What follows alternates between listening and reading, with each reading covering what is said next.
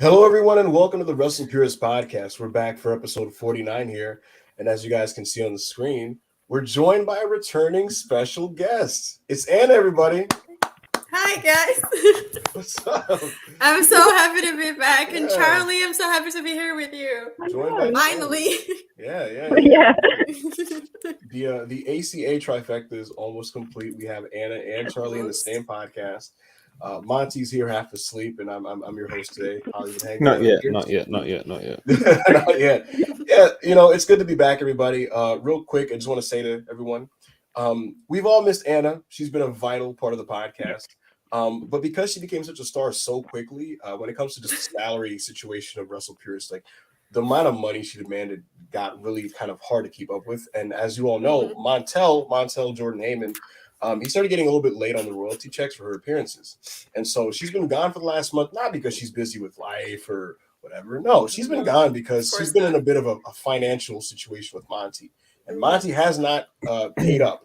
And so what we worked out was a bit of an agreement to come today. Did Monty catch up on the payments? Absolutely not. He owes her about 5 podcast worth of checks. But what Anna did express to me personally was, hey, man, I miss your soliloquies on FTR and CM Punk so much. I need to be back on this podcast. Bye. No. Hi, guys. But she's doing this for the love of the game. She's back because she misses you guys. She misses the pod. Yes. This is great. I miss you guys so much. Yeah, and also, I'm back because I know CM Punk is not here, so I'm safe. I won't have to listen about CM Punk for like an hour. Right? So. Yeah, right. Yeah. Oh, listen. Oh, trust me, Anna. I'm going to find a way tonight. In fact, there's something on this show that I will 100% segue to Punk because it's very relevant. Oh, yeah. Charlie, you sound like a robot underwater. I don't know what's going on there.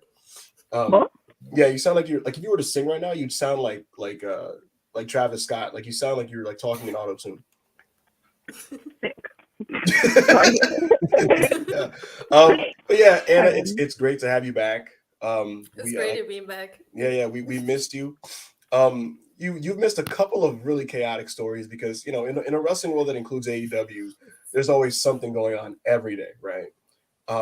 I'm just kind of curious because we missed your Anna take on a lot of things, and so a lot of these podcasts have been us screaming without the rationale and logic that you would usually provide, right? And so a couple of the ones I just kind of want to speed run through you. What was your quick reaction to the Andrade Sammy Guevara situation and their little Twitter beef and their fight?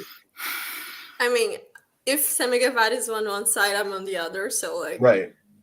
That's the thing. Andrade, he said he was gonna punch Sammy, and he did it. So I don't know what was the surprise there. Like he said he was gonna do it. Like I'm not gonna be against that. I'm sorry. Like on some level, you almost have to respect how straightforward he is, right? Like you just. He said it. Like if the thing is, Andrade literally tweeted that he was gonna like punch Sammy and he was gonna beat up Sammy, and no one backstage did anything. So I don't see how this is his fault. He's a man of his word. You can judge that. You know what's funny, and I don't know if you caught this report. It was like the next morning. So funny. They apparently told him Tuesday night. They were like, "Hey, listen, don't fight," and they were like, "Okay." And then they told Andrade, "Listen, if you fight, we're not going to fire you because we know that's what you want." And he was just like, all right. And then he did it anyway. Like he's so unserious. I mean, yeah. If you have a chance to punch Sammy Guevara, I would just say no. Right. I mean, listen, me personally, I don't like really grating, annoying people like that. Sammy Guevara personally comes off a bit immature. So I don't really rock with that, and I'll just leave it there. A couple other things that have happened in the world of wrestling. Off the top of my head, Bray Wyatt's back. Bray Wyatt, he made a big grand return at Extreme Rules. Anna, did you catch that? What did you think of that return, and what were some of your highlights from that pay-per-view you see? Look, I'm not personally a big Bray Wyatt fan, but the return, I think the moment of the return was really well made. Like it really popped me, even though I wasn't particularly excited for it or anything. And the pay-per-view, I feel like the opening match was really great. The ladder match, Bayley and Bianca, they killed it. The main event felt like it could be more, but then it wasn't. And the rest, like Ronda Rousey's a champion again. I don't want to talk about that. It's just oh my god! Holy shit! slowly. Oh my God. Hello. Lexi. Anna, Hey, Charlie, Stay. my bangs. Hey, Hi, Monty. oh my Hi, God. And Hangman. this Sorry, had to say hi. Do y'all see No, the this camera looks so alignment here? perfect. Yeah, like it's like you guys Yes. make like a little kind of triangle I see. mountain. And me and Monty are like on the sides. It's beautiful. Alexia, what's going on? Lexi. Not much. Hello. How are you guys? I feel like I missed the first few minutes of the pod. We're just catching up with Anna's thoughts on things. What is that? A hockey jersey of something? Like what's going on? Yeah, it's a band shirt. Kublai Khan, great band. You guys should check them out. Awesome. Yeah, Anna, for me, the Bray thing, I don't. He's one of those guys where it's hard to like figure out fully how I feel about him because there's so much like to him, you know. And I think he's a really creative dude. He definitely knows how to make an entrance. And as I'm watching it, like, I was like, wow, this is like pretty fucking crazy, you know, like seeing the entrance. What is he gonna do? What's his character gonna be? Who the fuck knows? And so that's yet to be seen. The biggest takeaway for me from that show and just from WWE in general is that like Sheamus and Gunther are carrying that company. You know, they're just freaking good. You know, so I've been loving that stuff. In more recent news, guys, Renee Paquette is now in AEW. This is right off the heels of John Moxley signing a 5-year extension with AEW, which is a great move for the company. He's now there for the long haul. He's made it very clear. I can't tell if Monty's talking because I can't hear him. Am I muted? What's going on? We're just trying to ignore you. Hello? Hello? Hello? Can you guys hear me? We can hear you. No, my headphone came out. I'm so sorry. Can you guys hear me now? He talks that much that his earphones fall off. No, you know what's crazy? You don't even know. No, Mark, you know what's funny? That is crazy, bro. You're on a podcast. Bro, no, check this out. I was talking, right? I see everybody smirking, and then Monty's just saying something, and I'm like, yo, Monty, you're muted. My bad. I'm sorry. Yo, so anyway, I was saying, hold up, because two things. Yeah. Hangman's not quite the professional that I thought he was. Do the real what I missed? Please like, subscribe, comment, turn notifications on, super chats, of course, and obviously, AO was supposed to be here.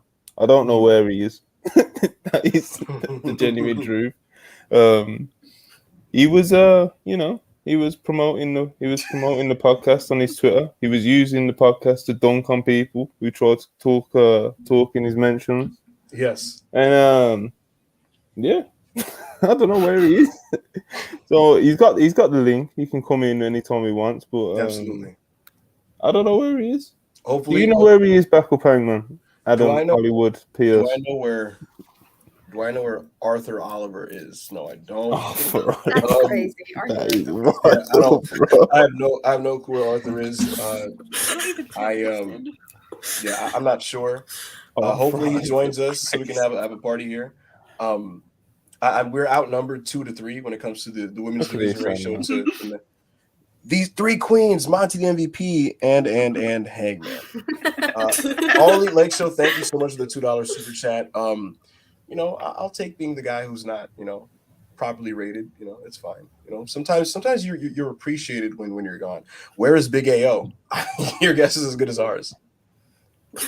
You should just at him on Twitter and just like send him abuse and shit. Call him Arthur Oliver.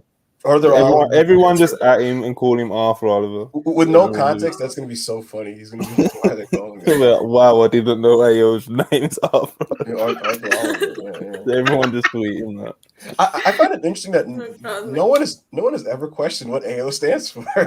It's like I haven't actually. No one's asked. No one's ever asked. Like, there's clearly deep lore there. That's interesting. Okay, Hangman. Carry on with Excellent. your Renee intro. Yeah. All right. Sorry about that. Yeah. Again. Okay. My headphones are in. Yeah. So look, what I was going to say was that Renee Paquette is signed to AEW. This is off the heels of John Moxley signing a 5-year extension with the company, which is great news for AEW. He's there for the long haul. He's made it very clear to the media. This is where I want to be. I don't want to go anywhere else. He couldn't even pretend like he was interested in anywhere else because most wrestlers, when their contracts are up, you know, they play the game of playing both sides and listening to offers to try to, you know, bring their money offer up. But he didn't even want to play that game. He was just like, dude, I'm signing an extension. And good for him. And so, yeah, now his wife is with the company. She turned down WWE's offer last week because they offered her to be a part of the new broadcast team, and she did not accept. And when she didn't, it was pretty much clear. She basically made it clear to them, I'm going to the other company with my husband. And so WWE leaked it to the media.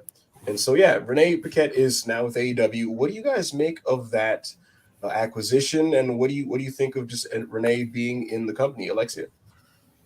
I think it's a great, like, I don't know, it was a great acquirement from AEW. I think she's phenomenal, and she's gonna do great. She's such a queen, so I'm already like excited to see what everything that goes on. Yeah. Right, Charlie. Yeah, I pretty much agree with Alexia said. I love Renee. I think she does great stuff backstage. I'm excited to see what they have her do in AEW, whether it's just backstage stuff or whether like they start like up a show like she was doing with Talking Smack or something like that. Yeah, that I'm show's excited. Awesome. Anna? Mm-hmm. I agree with Lexi and Charlie. This is going to be the entire episode, by No, like the thing is, Renee, for me, I think she's one of the best backstage interviewers ever because she's just so charismatic.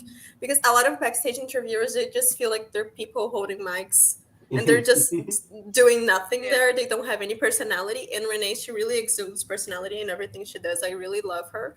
And I don't know, like Charlie said, I hope they use her for more things than just backstage interviews because she's an amazing presenter and host and everything.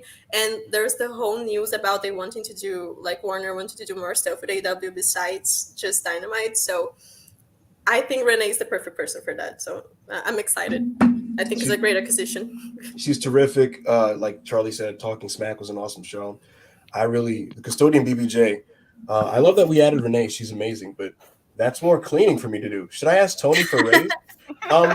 Anna, are you caught up with some of our chat lore? We have a new friend here in the chat. He's been a recent asset to what we do. The Custodian, Brian Pillman Jr., he's a regular here. He comes around to clean up for us. Brian is really good at that. And he gives a super chat. So, yeah. Brian Pillman Jr. Yeah, he's a good kid. We have chat lore. Yeah. $5 super chat. Brian, thank you so much for the donation. We have a cleanup by Luchasaurus's locker room that needs to be done. He's some drinks there, so if you could just get that corner, we'd appreciate that. Monty, what do you think of Renee being in AEW? It felt like something that was just a long time coming, really. Yeah. You know, ever since she left WWE, it seemed like a pretty natural fit. You know, linking back up with her husband at work. And everyone knows she's literally one of the best. Well, she probably is the best, you know, on-site interviewer in the business at the moment. One of the best to ever do it. Hopefully, they get her doing more stuff and just like backstage interviews and stuff like that. Hopefully, she can get like I don't know. Obviously, with the reports of Warner Brothers Discovery wanting more AEW content, hopefully she's involved in something like that. Yeah, man, it's a good signing, an obvious signing. Absolutely.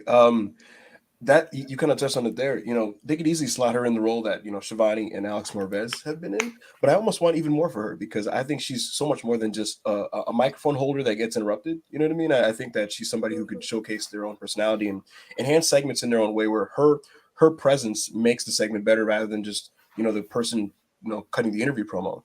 You know, and I'm not saying everybody has to, you know, come at her to take a shot at Moxley, you know, because that's like the low-hanging fruit that, like, in some cases I think could be appropriate, like if Max is talking to her or something. But just in general, I think her kind of even giving her personal input on certain things and talking to people and going around the building and all that stuff, I think it would help the show.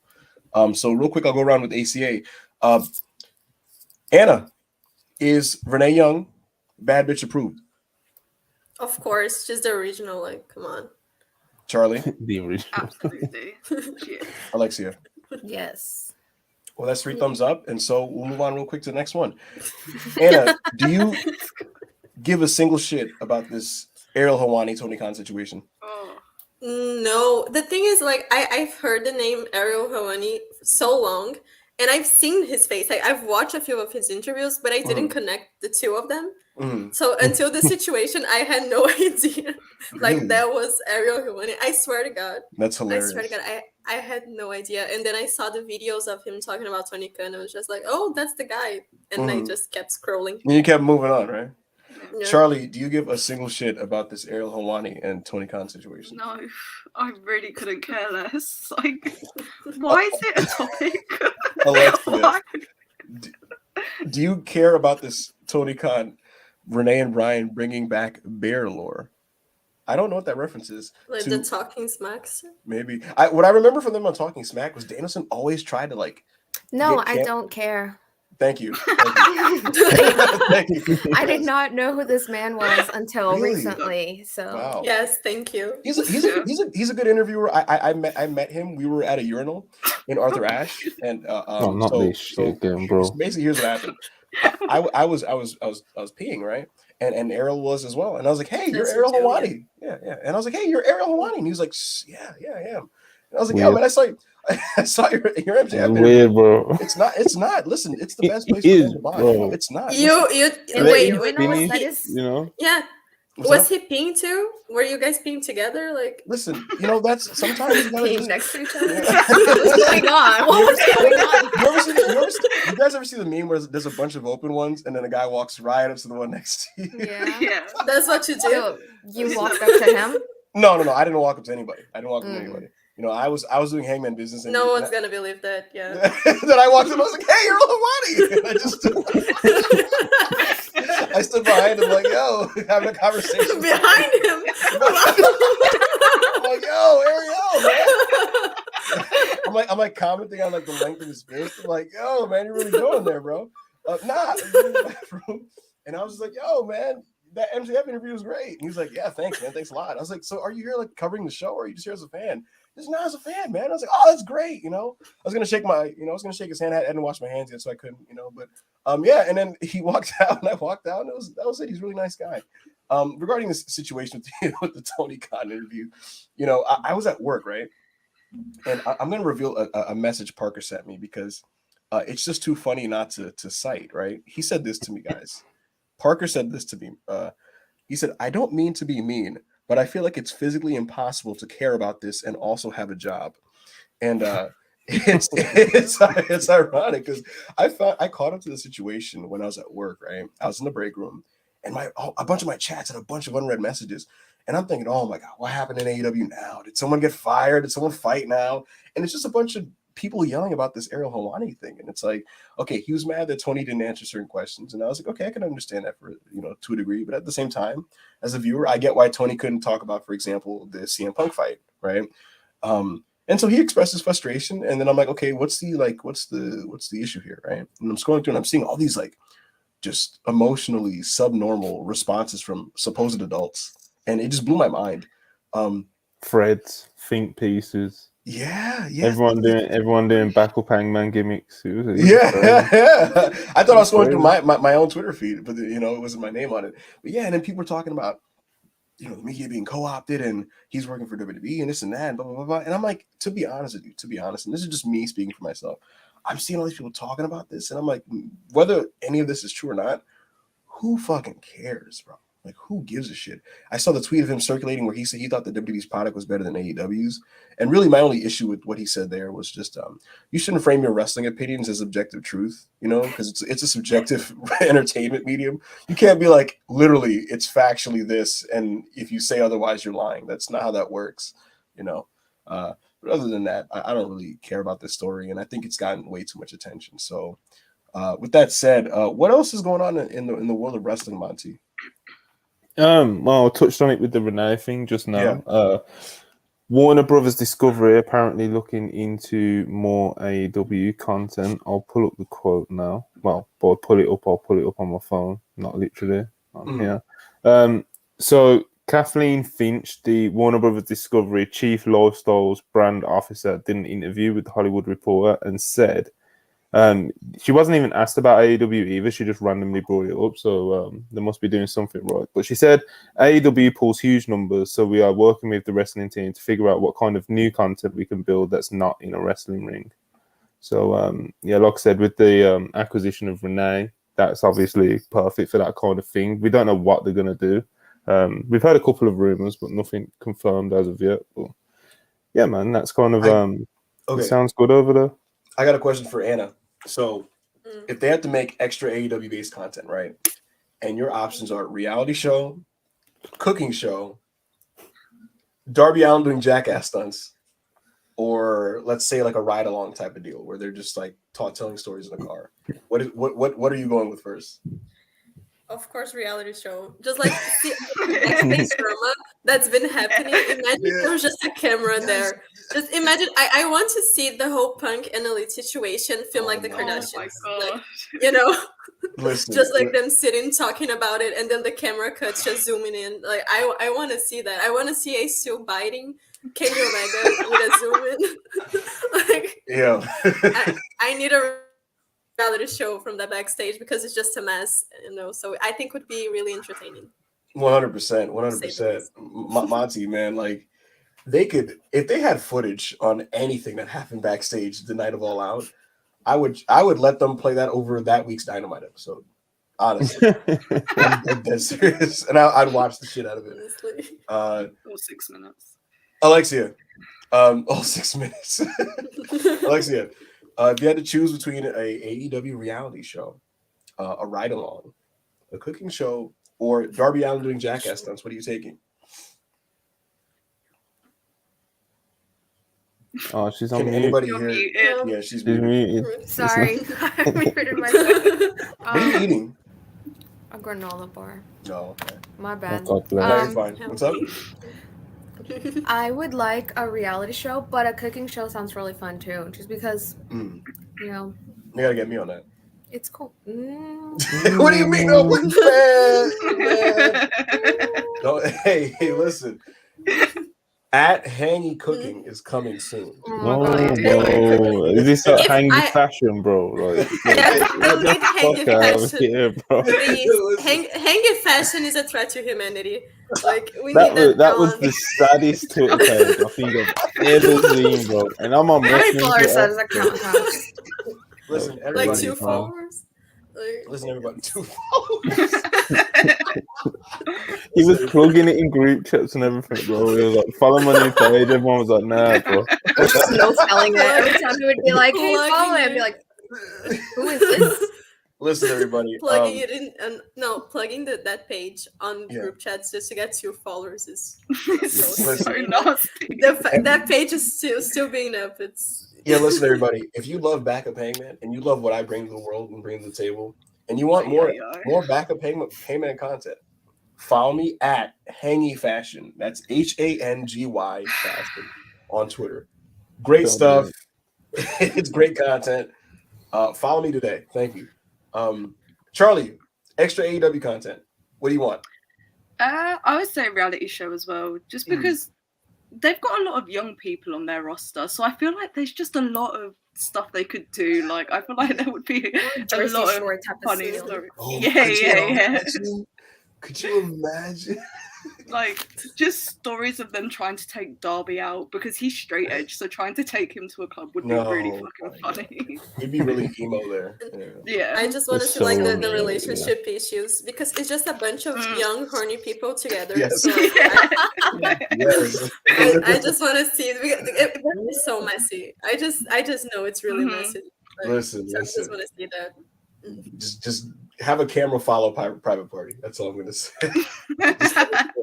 Private party. Yeah, no, that'd be extremely funny. Yeah, man. Monty, are you down for an AEW reality show? I'm gonna say the cooking show, just so we've got a bit of a, something different going on. Sure, why not? William Regal doing a full English breakfast, Oh, that kind of stuff. Eddie Oh Kingston. my God, William Regal. Oh my God. Could you imagine? Could you imagine him just fucking chopping onions? And he's like, look at this, delightful. It's beautiful. It's crisply cut like a scallop. And he's just, you're doing it big. Yeah, people can send him requests, like I don't know, bro. Something. It'd be great. Danhausen making a salad. Oh my God. Making a salad. Oh man.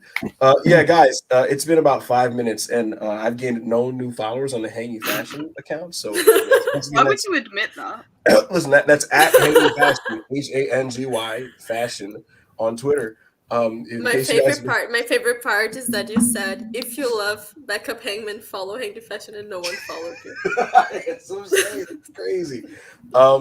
Yeah, but listen, guys, as always, feel free to send super chats, questions, comments, flowers in my direction specifically. Again, it's the return of Anna C. DeMarco, and it's her first time host scaring Paige. Not at all, JC, not at all. It's actually really, really inviting Paige from an inviting and wholesome man. Yes, Hashtag deactivated. I'm not doing it. Yes. I'm not doing it.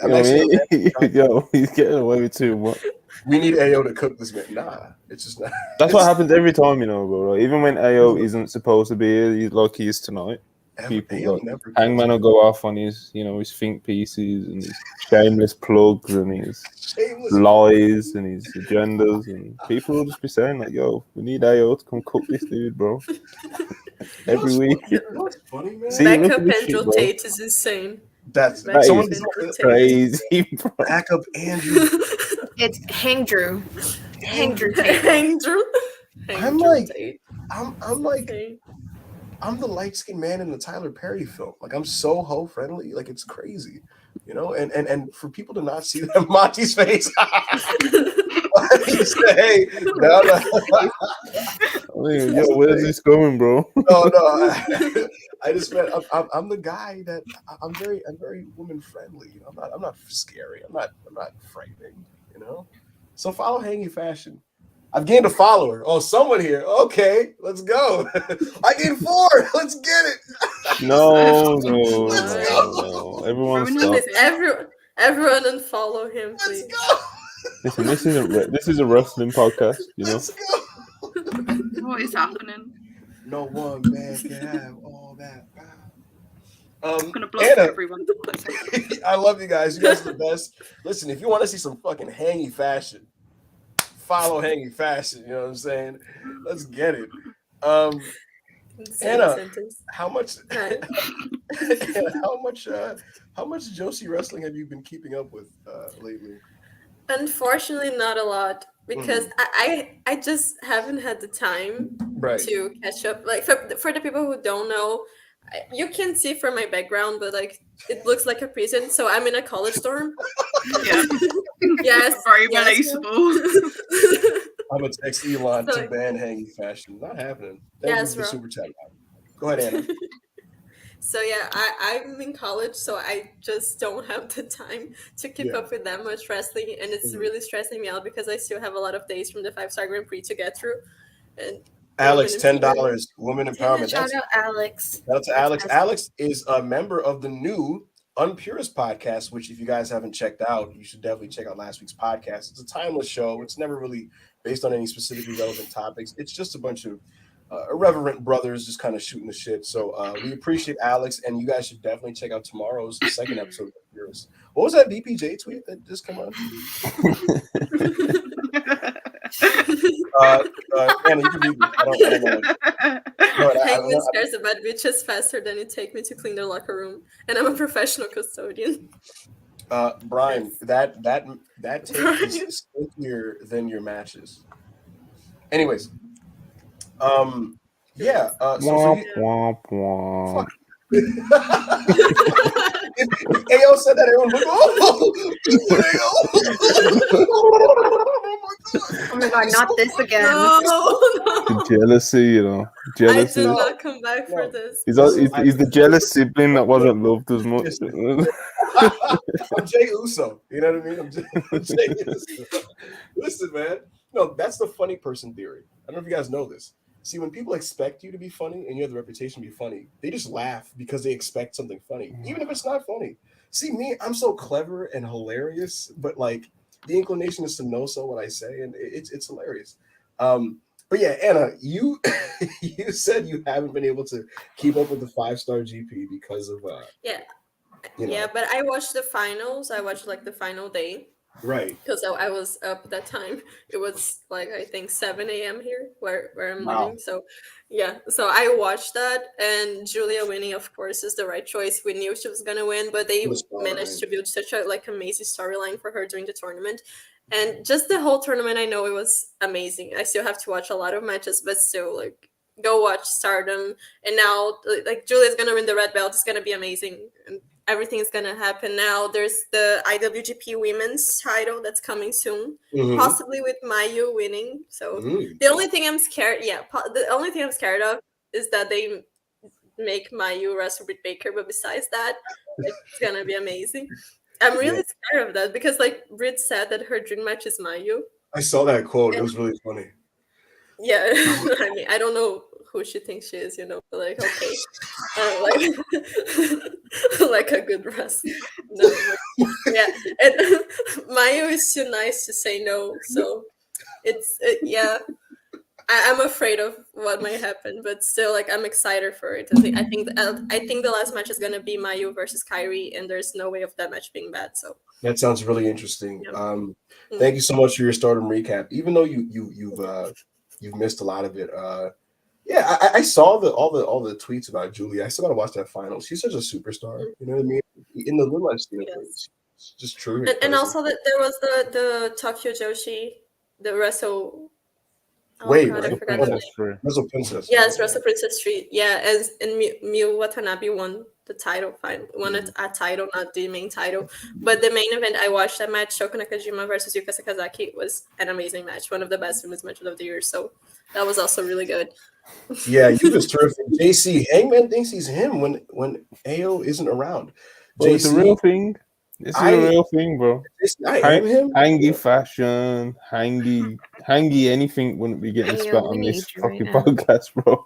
Listen, I am him. AO is here because I brought him into this world. And you guys, you birthed him? Yeah, I did actually. I do actually. I'm his mother. Everybody's that needs to be screenshotted. Everybody looked at the camera like, oh. Absolutely. Yeah, no. Alexia, I wanted Alexia reports today. So catch me up. What is some non-AEW, WWE, New Japan Pro Wrestling that you've checked out over the last week or so that kind of caught your eye in general? Well, I finally got to watch the West Coast Pro Ride the Lightning show. That one was really good. A match that I highly recommend is Titus Alexander and Jacob Fatu. Yes. That was such a solid match. I feel like Titus is like already like such a star, and I can't wait to see him, like, more of him in the future. Yes. So it was a good show. Really good young athlete. I've seen a little bit of him. West Coast Pro in general is a pretty consistent independent promotion. They don't get talked about a lot, but just generally speaking, they stay out of like really stupid headlines, like unlike other certain independent promotions. And they just kind of, they just bring in good wrestlers and have good matches, and so I'm a fan of what West Coast does. Every time I check them out, they have good shows, and Titus is somebody who is someone you should look out for sure. Wait, is that even going to load? I think I'm seeing Titus and somebody in the mask. I can't make out. Is that Shun Skywalker? It's Dragon Lee. Oh, it's Dragon Lee. What promotion is that happening in? West Coast. Wow, look at that. Really indies. Dragon Lee's crazy. Monty, what happened to him? And do you remember his last appearance in AEW? He was getting stomped out by Andrade and Cruz. They just got rid of him and he's gone, and they're not following up on it, and we're all gonna pretend it didn't happen. It was literally happening off camera in the final 10 seconds of a Dynamite. Like, they were just beating the shit out of him. So weird. Charlie, when are you gonna talk to New Japan about getting some fucking commentary on this Royal Quest show? Right? Don't. Everyone just keeps tweeting, oh, it's coming soon. It's like, when is soon? When is What is Kevin Kelly, Chris Charlton? What are the lads doing? What are they doing? Bro, I know they were waiting for them to get back to Japan, but that was like last week and they got back. So fuck off. But yeah, what are you doing? Listen, I need to push my FTR agenda. No. No. What's that, Hangman? What did you say? I need to push my the Aussie Open agenda. Oh, good. We can load both right now. Right. I need their match out so I could put them over on the timeline because they apparently had an amazing match. And as a huge fan of Kyle Fletcher and Mark Davis, I'm like erasing the names off my original written schedule. Crossing out Kyle and what? Yeah, I need this matchup. So yeah, no, I really need Monty. I feel like it's been like 2 Charlie pods where we're asking about this fucking shit. Yeah. What are we doing? How long ago was that match? I already It forgot. was like 2 weeks ago. It was like 2 weeks ago on Saturday. Yeah, not the weekend just gone, the weekend before. So Yeah, beginning of like, October. 10 days ago. Yeah. Monty, have you seen the new oven tray championship that New Japan has? The TV. I have. It's a throwback. You know, kind of beast, huh? Kind of beast. kind of. You know, it's like, yeah. You know what pops me, Monty? That belt was allegedly supposed to be this high-speed belt with a 15-minute time limit with young wrestlers. And you look at the bracket and like Great O'Khan is on it, and like all these like slow wrestlers who are like 40. Are, like, I'm only flashing your super chat on the screen because Rob knows exactly what he's doing. I'm not doing it, bro. I'm not doing it. If you want to look at it, you can look in the chat on your phone or whatever device that you're on, you know? Oh my god. I am a fan of Dax Harwood, but So am I. when people send me money, there's only so much I That can was do. a He has a- disgusting sentence. He has a beautiful mustache that's even better than Mark Davis's. He's one of Whoa, whoa, Dax whoa. Harwood is- Whoa, Dax Harwood hold is on. literally about- That's pushing it. It's smoother. It's better shaped. It's like it's just. Why are you paying this much attention to mustaches? Because you know And- I admire his mustache. I you know I go ahead. What about his hair? No, what about his hair? Hey, listen. He's bald by choice, clearly. No. He's a real wrestler, you know. That's what they do. Dax Harwood is one of about 8 real wrestlers that are left. So you know, I think I'll always be a fan. I'd be a more beautiful man if I shaved my hair and shaved my beard and just had a mustache. In fact, my first face reveal on this podcast, I'm going to be Black Dax. I'm going to shave my head and just shave my beard and be Black Dax. I'm not available that day.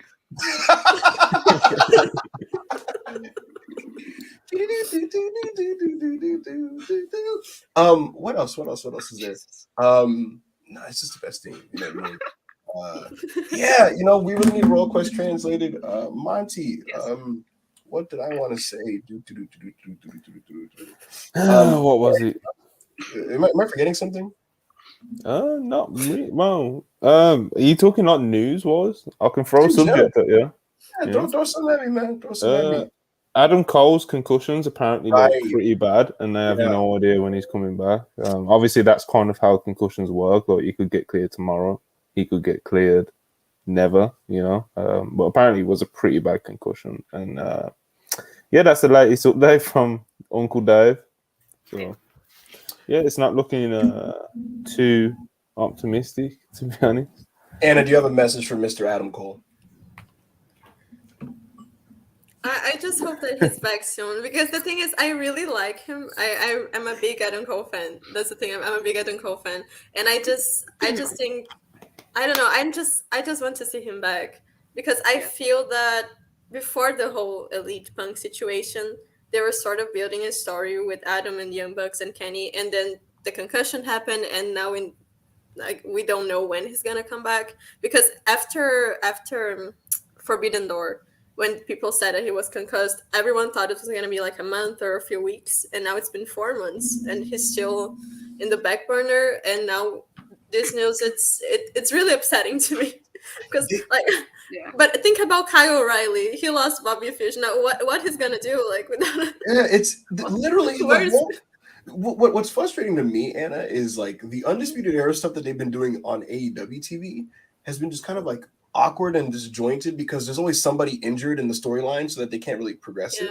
And in my head, it was like, all right, well, this is going to start to be good and make sense when everybody's here. And then Kenny Omega's back, and it's like, okay, thank God, they can finally do that story. And then out of nowhere, Bobby Fish just like leaves AEW, and he to show up on Impact. And by the way, did you hear, Anna, that he's going to? No, we got to talk about it. Did you hear that he's going to what? Oh no! Yeah. Hancock thought I wasn't pulling up. Hancock thought he was safe. Hold up. Flowers in the chat. Flowers in the chat. Yeah, you missed Hangman saying that he's gonna shave his head and his beard just to look like a black Dax Harwood. You also missed Backup Hangman putting over his fashion page. You also missed him just being a nasty guy because he thought he was safe, bro. He thought he was safe. He was talking about Bobby Fish right now. He was making us hear about Bobby Fish. Wait. Hangman's black?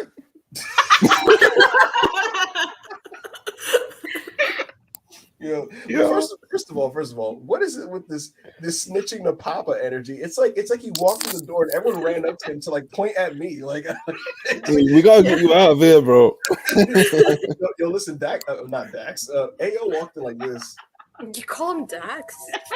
Call me Dax.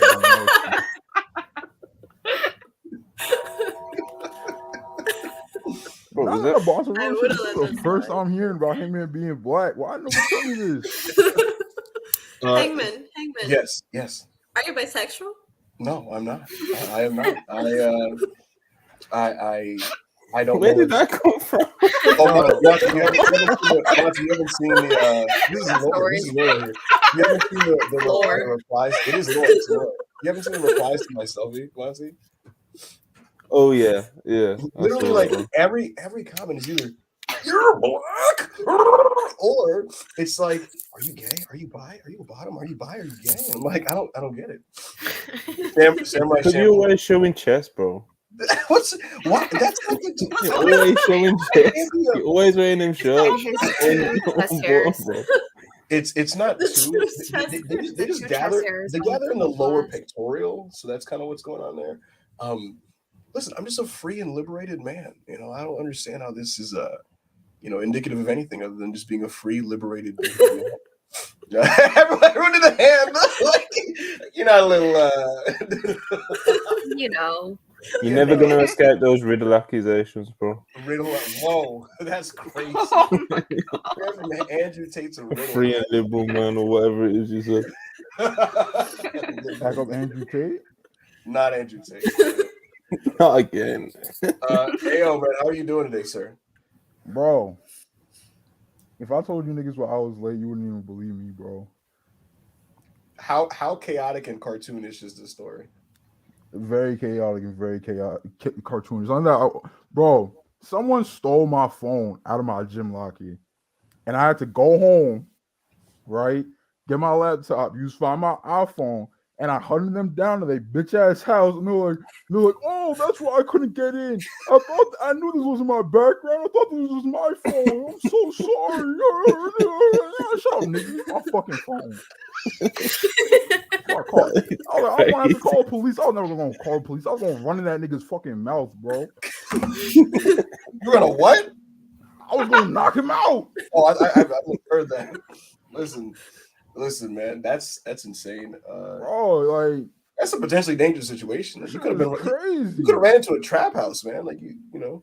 Bro, for you to like, yes, I should have fucking locked the locker or whatever. But if you knew the type of the gym that I went to, bro, if you literally had to open every single locker to even consider going to look at the locker that I had, bro.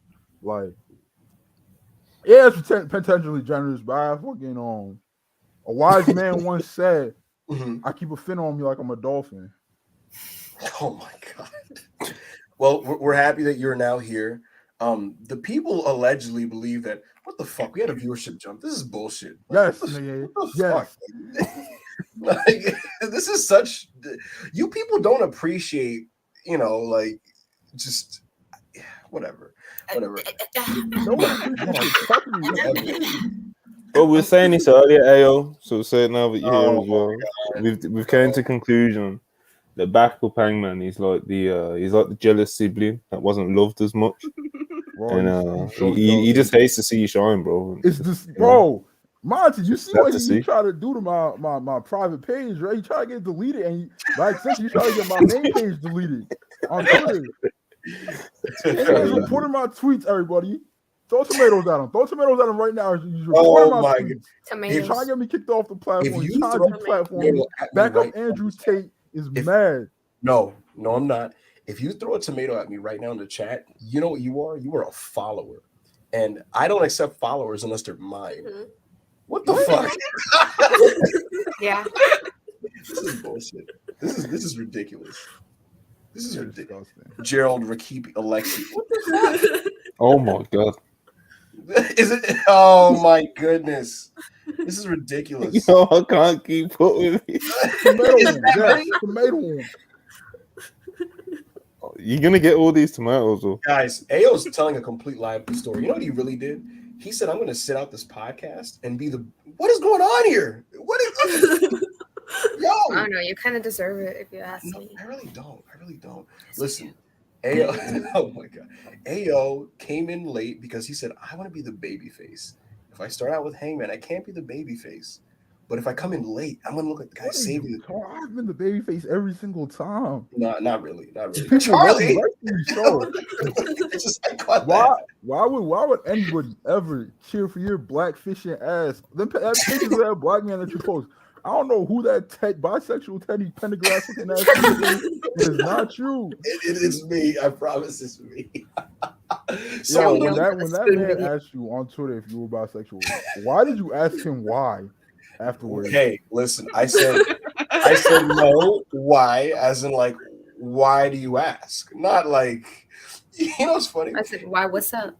I didn't say no. I didn't say- You know what's funny? Israel DM'd me. She said, "You mad interested?" I was like, "No, I'm not." Nasty. I was like, "I'm not." Nah, you was mad interested. No, You was no. like, He was intrigued. That's what it was. I'm not really. But yo, $4.99 deal Loki. I think this goes to AO's Twitter law. What do you mean, you people, road dog?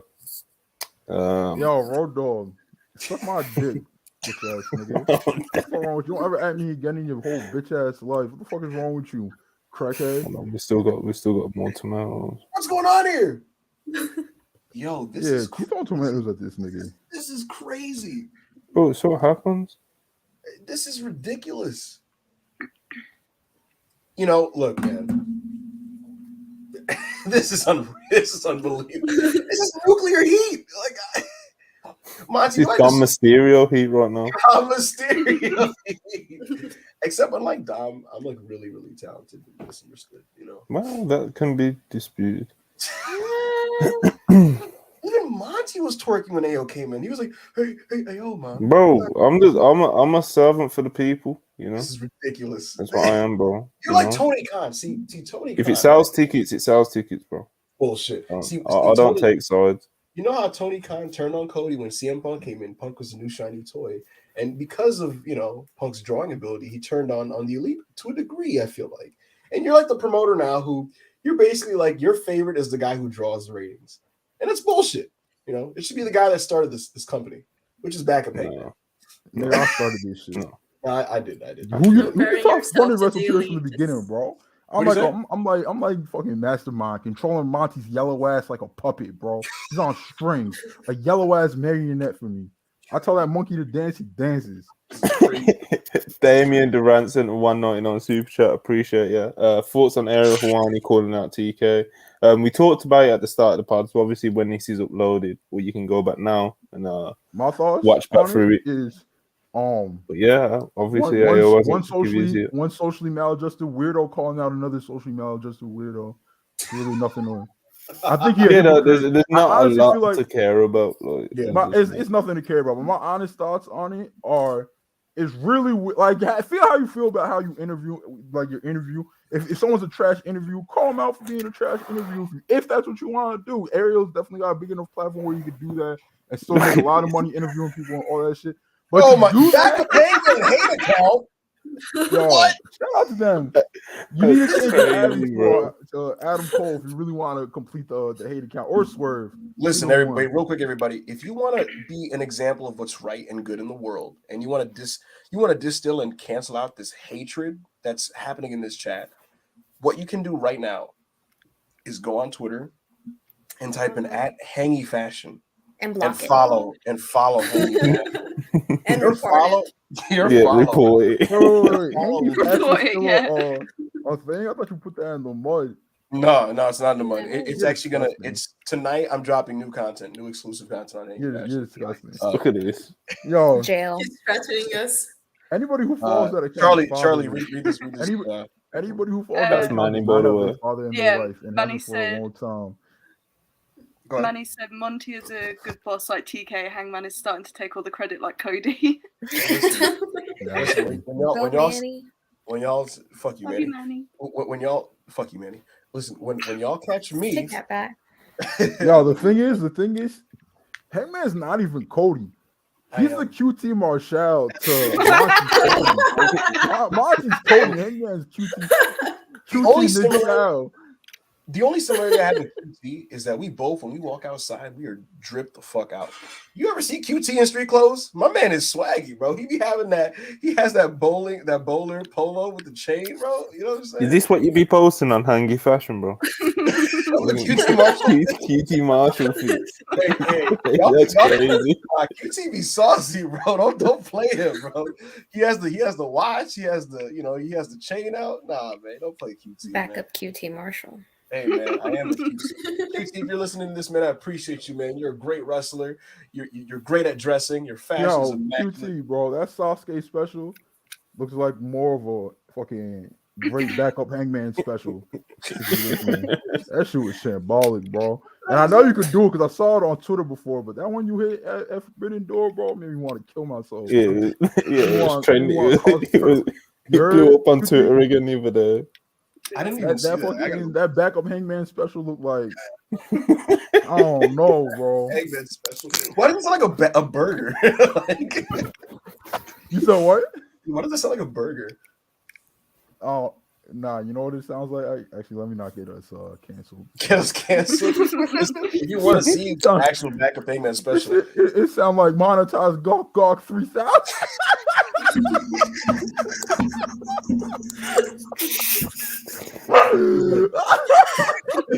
Oh my god. That man on the street selling himself. How you doing, baby? That's what you need, baby. Yeah, I was just thinking about getting that backup Hangman special. A word? That's gonna be $70. Oh, All right. All right. The uniform facial expressions are killing me.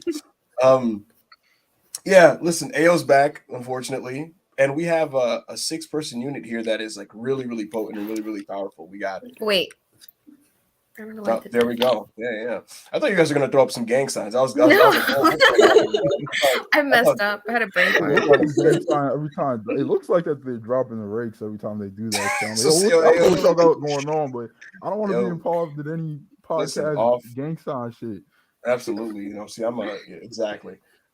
Charlie's here, Alexia's here, Anna's here, the great backup Hangman Award winner is here, AO is here, Monty's here. It's gonna be a good time. Why you undercut me being here like that? I'm sorry. You said with no enthusiasm. Whole gang's here. I need everybody to like this right now. Like the video right now. Like the video, right you now. know. Big AO's big return. Anna's big return. Charlie and Alexia dropping by. The usual staples of the show. You know, we're all here. Absolutely. Like the video, comment on the video, share the video, comment when it's live. Please tune in Friday. I'm pulling up to Unpurist. Are you? My home podcast. Yes. I'm done with this WrestlePeers podcast. I'm gonna roll my people. I'm gonna be with the little bros. Shout out to Chris and Rob. Getting away from Hangman. Shout out to Alex. Shout out WrestleWave. That's a fact. Tune in Friday. I'm there. He left like Sasha and Naomi, bro. We just walked in, left his title on the desk and walked out. What can people expect from Unpurist? What's the vibe and energy from Unpurist, man? Talk to us about it. What you can expect from Unpurist is a whole lot of niggatry, bro. Mm-hmm.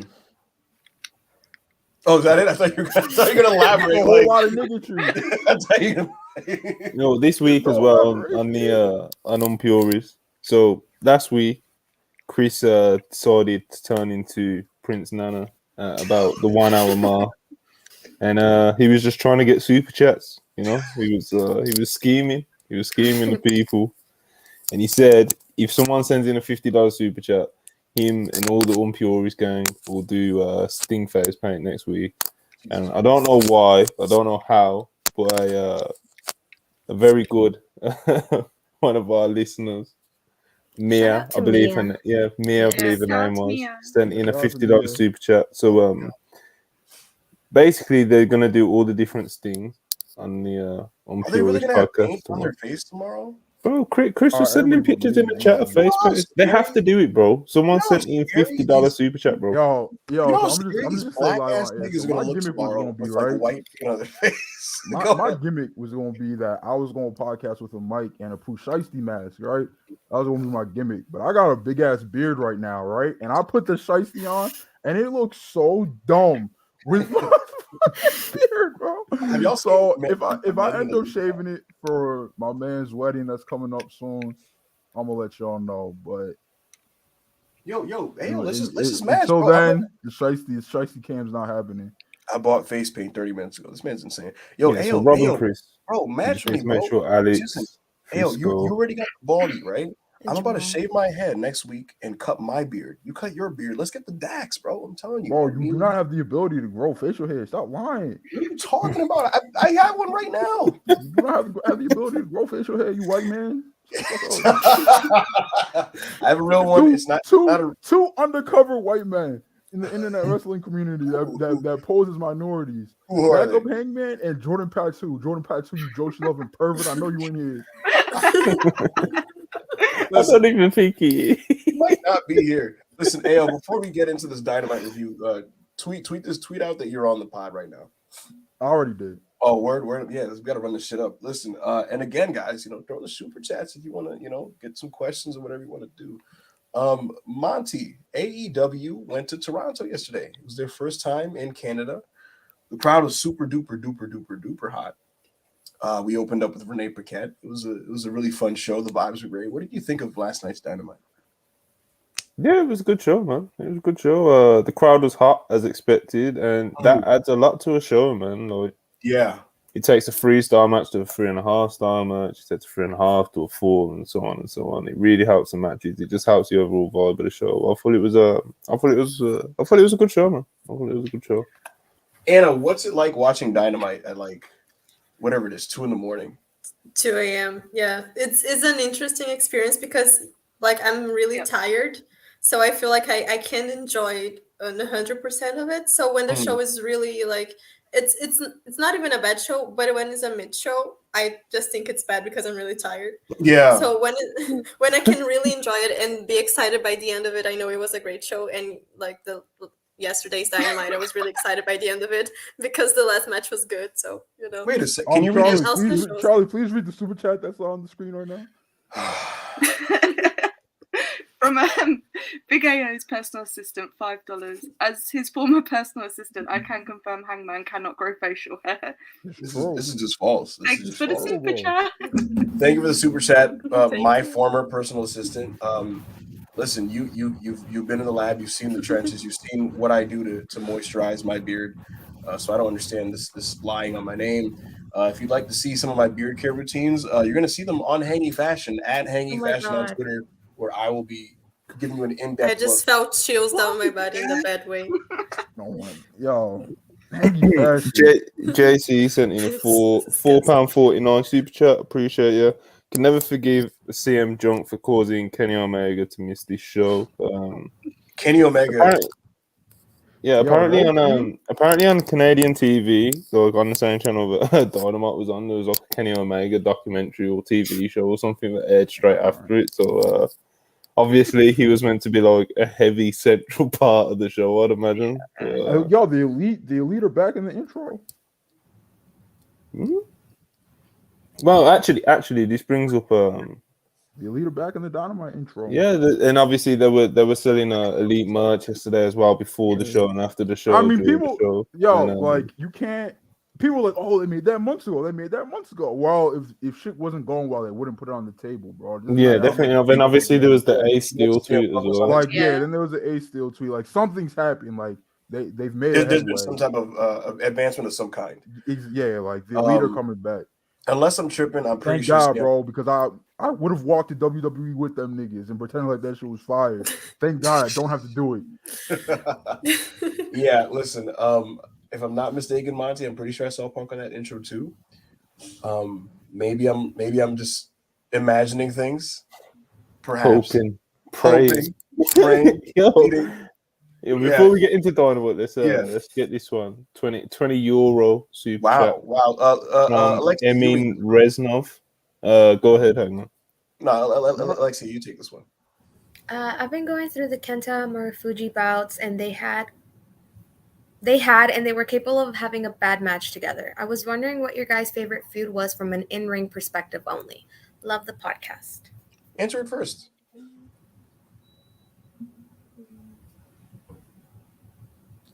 Wait, what? My favorite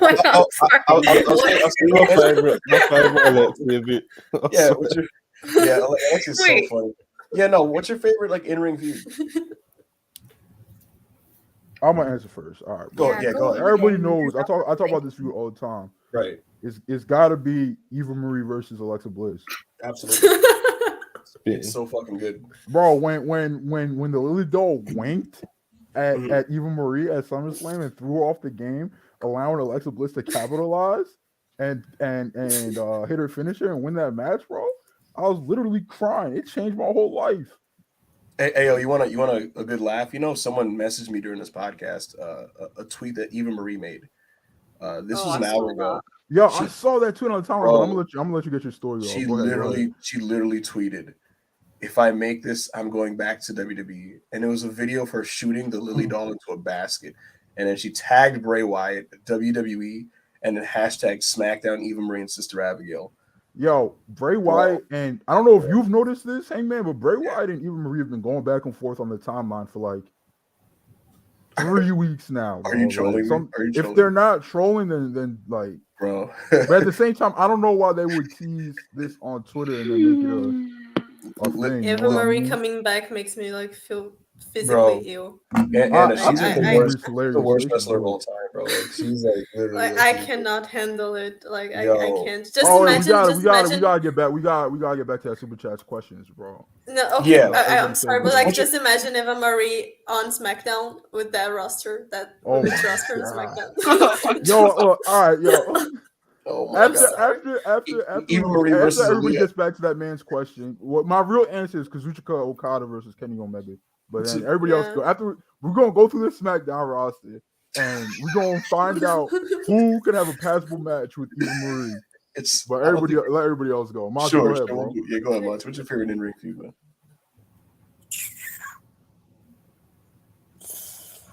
Flair Steamboat. I'm gonna go for my Triple H versus Booker T, innit? Yeah, I'm going with Flair Steamboat, man. That's my old man. That's my old man answer. Oh, Yo,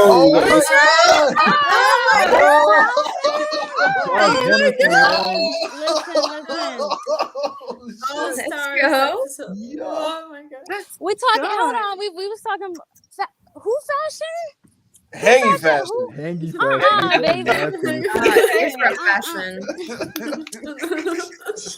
Baby. Baby. Listen, I am still in motherfucking Brooklyn, New York. This is my city now. Every city I step in is my city. Listen, Saturday, Saturday I attended Extreme Rules in Philadelphia, Pennsylvania, my city. Came to Brooklyn, New York. Oh my god, this crackhead's staring at me. That's crazy. I'm like, maybe I'm being too loud. Let's go for a walk. If anything happens to me, fuck it, y'all. We here. It's on me in it, you know. But listen. This is crazy. All right. That's podcast ever. I went to Extreme Rules. I had the worst fucking seats. It was just third row. Like, I could have did better. I really that shit was do y'all remember when Tan was sitting in the Sting section? And the whole time I went Voltron clowning my homegirl, bro. That was so funny. Shout out to Big Titty. Shout out to Big Titty. Shout out to Big Titty. Sure. That's my fucking twin. I'm the small titty version, bitch. Sure. Listen. Yes. Y'all fucking playing my face way too much. Listen. Yeah. Barbara Walters, who? Oprah Winfrey, who? Absolutely. Katie Couric, Rachel Ray, it's who? It's Rollins. Wendy Williams, who? Who are these bitches? They not Rollins. Oh, what's up? I don't know. That being said, this is the perfect time to plug. Go ahead and plug your interview with Melina. Boom. Yes. Me and my bestie, twin. Yeah. Hold on. All right, so I did an interview with Melina. About a week ago. We put it up on the Wrestle Fierce YouTube account and like all the other platforms where we stream the podcast and what have you. It was a really good interview. She adopted me at the end, so I did something right. That's my sister now. But right. Listen, I want y'all to like really watch the fucking interview. Like really watch it, and I need you to tell me, what did I do wrong? What did I do right? Because like we're trying to fucking take over this Wrestle Pure shit. Like Boom. I'm trying to take us to the fucking moon. Right. Like you feel me? So yeah, we feel you. Watch the interview, listen to it. Just like be real thorough if you can. If not, all the streams count. I still appreciate it very much. It was very important to me. If the people that did watch it, if you couldn't tell, I was like trying not to be a fucking mark. It was, how the fuck do these fucking wrestle journalists like keep their composure? Because I know y'all are fucking marks.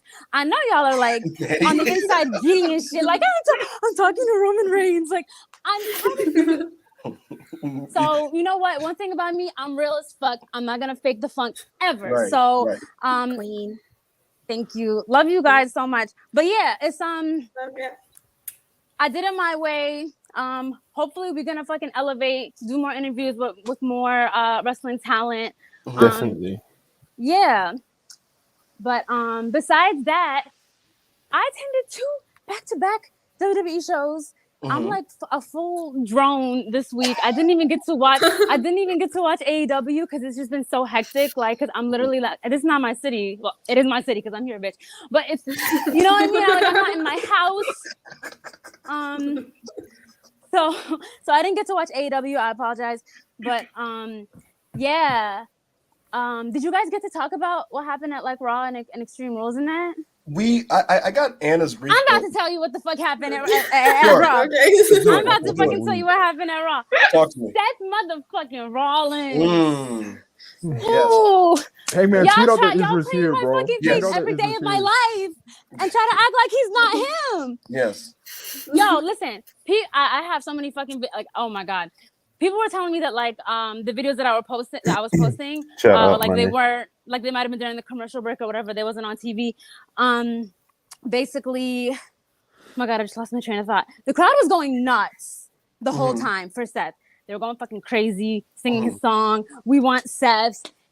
I was telling Bobby, get his bitch ass up. Like you gotta. I saw that video. I wish y'all could have seen my fucking reaction when Brock Lesnar came out because everyone popped, but I was like. Why'd you not pop for Brock?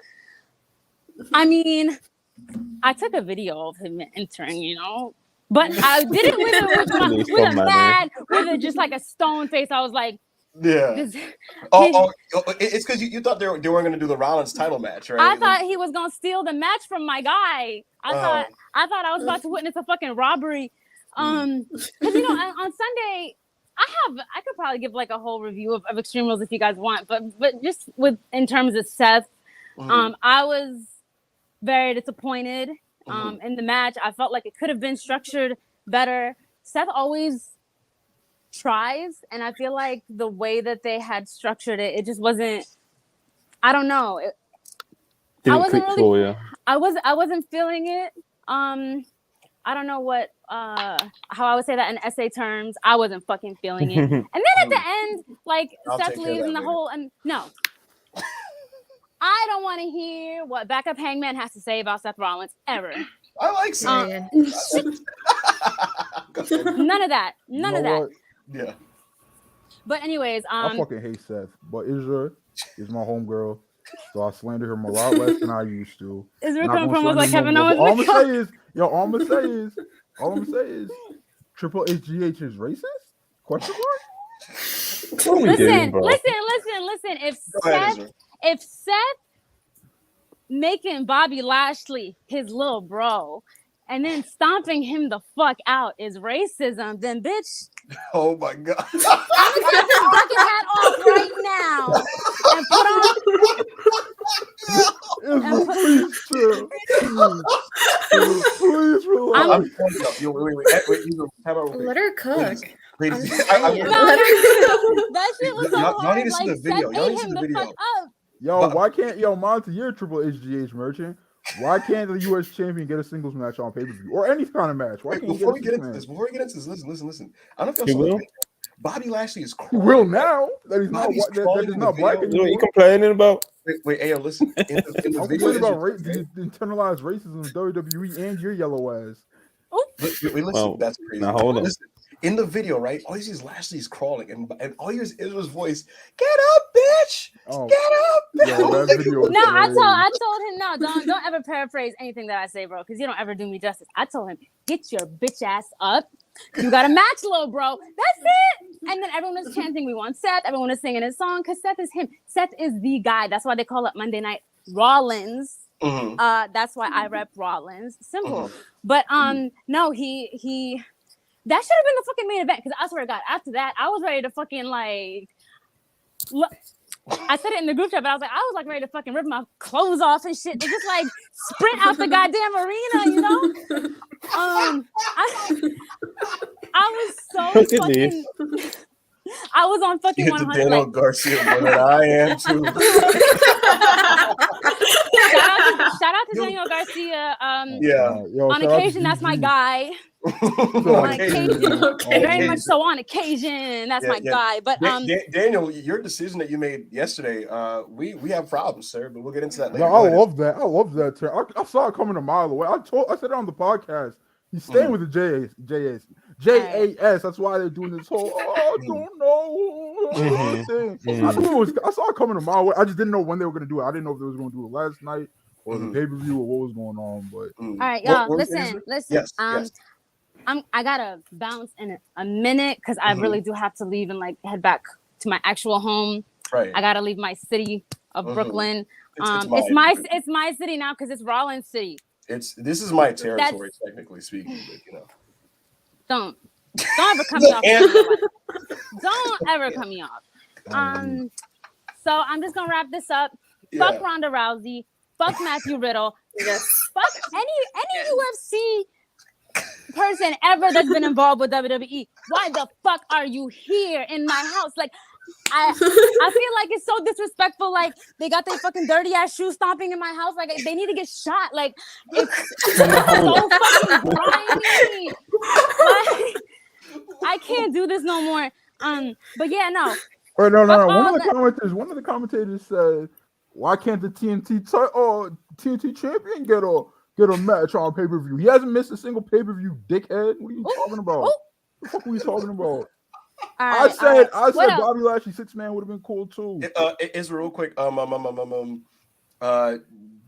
Was there any other thing on the show that was not Seth Rollins related that did anything for you watching their live? Well, I listen. Didn't nobody want to fucking go with me to Raw? I had to beg everybody in my phone, come with me to Raw, come with me to Raw. I was gonna go to Raw by myself, and then finally, my sweet, adorable mother decided to join me. So for me, besides the Seth thing, when Dom Mysterio attacked Ray, she took that very personally. It was as if her own son had like betrayed her. It was like crying. Like how much of a wrestling fan is your mom, Israel? She's not, but now she wants to go to every WWE show. No, this was supposed to be a one-time thing, but like, no, she experienced the WWE universe, bro. That's crazy. No, crazy. I apologize to Ayo and Chris and everybody that's like anti-WWE because I accidentally made a new drone. You accidentally made a new drone. I'm not anti anything. I love all wrestling. You're anti-Hangman. Yo, you know what's crazy? Huh? When I came back and I was doing that enjoy all wrestling gimmick, right? Yeah. Just to pop everybody who knows me and shit. Like, obviously, it wasn't going to turn Twitter, like make Twitter think I'm not actually AO. Like, it was just to pop everybody, right? mad drones started following me, bro. And then when I started really getting my AO shit off, it took mad long for them to just get the catch the drift to just leave, bro. Just unfollow me, go away, my nigga. Like we don't enjoy all wrestling over here. We don't. Oh, bro, you know what else was good on? I'm not gonna lie to you, Omos. Oh my god. I'm not gonna lie to you. Listen. My god. I didn't even watch the segment. I just seen everybody crying on the timeline. In person, I got to see Ayomas squash 2 local jobbers. I'm so proud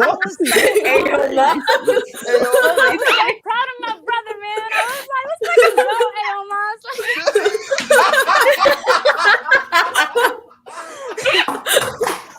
Yo. Okay. Listen, I derailed the fuck out of this podcast. It's fine. You're welcome. You're welcome. I saved y'all because fucking Hangman was on here talking about some motherfucking Hangman fashion. Like, oh my It's hanging fashion. Before it's released, I'm gonna get myself. This whole bit that I look like Omos. First of all, it's anti-Nigerian. It's anti-black. I don't look anything like that, man. I'm way too handsome to look like Omos. First of all, Kimberly, this whole bit that Kimberly started this bullshit. And then Israel, oh, this is so funny. No, it's not funny. It's anti-Nigerian. You guys are racist. And Kimberly's Nigerian too. Anyway, what was I finna say? Kimberly tried to do her stupid little bit on the timeline yesterday. Oh my, why is AO on my screen right now talking about Omos? And I said, "Oh, you must be watching the Idris Elba movie right now." I forget what she said to me, but we appreciate Kimberly. She's very nice to me, and I'm way too handsome, way too swole. So like, oh my, the only thing that we have. Hey, yo, how do you think I feel? How do you think I feel when Monty puts on Apollo Crews on the screen and a bowl cut? I mean, that's facts though. First of all, that was my joke. You really do that was look like my him. joke. I don't look like Apollo. He really the bisexual Apollo. First of all, you really do look like Apollo Crews. I am supposed to be Apollo, bro. Oh my god, listen. Apollo just got a fatter face than you. Bro, I'm about What else? I'm gonna cook something. What's that? Oh my god, you're gonna make a new meme, a new shitty European meme, aren't you? I'm crying. Yeah. Why do you have to specify European? Because European memes have like The Simpsons on it or some shitty punchline that's not funny to me. You know, it'll be like, I don't know. To me. Yeah, like, it's quite dapper there, mate. It's like, shut up, bro. Like, shut up. You know what I mean?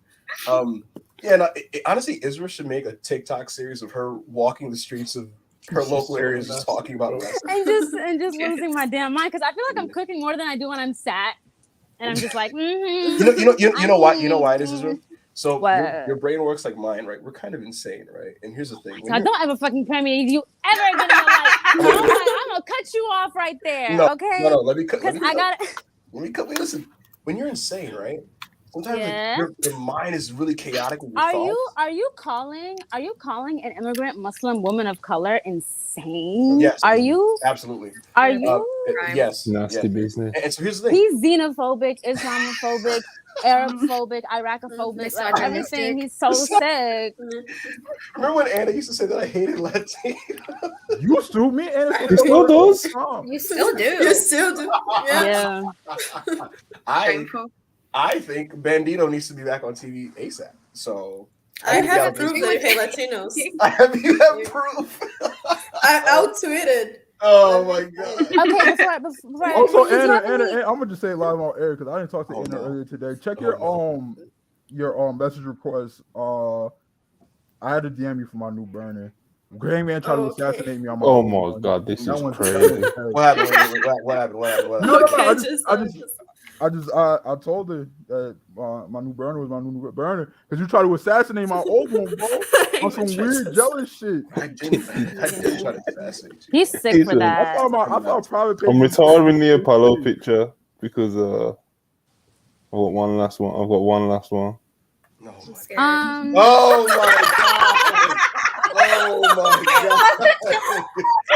Oh my god.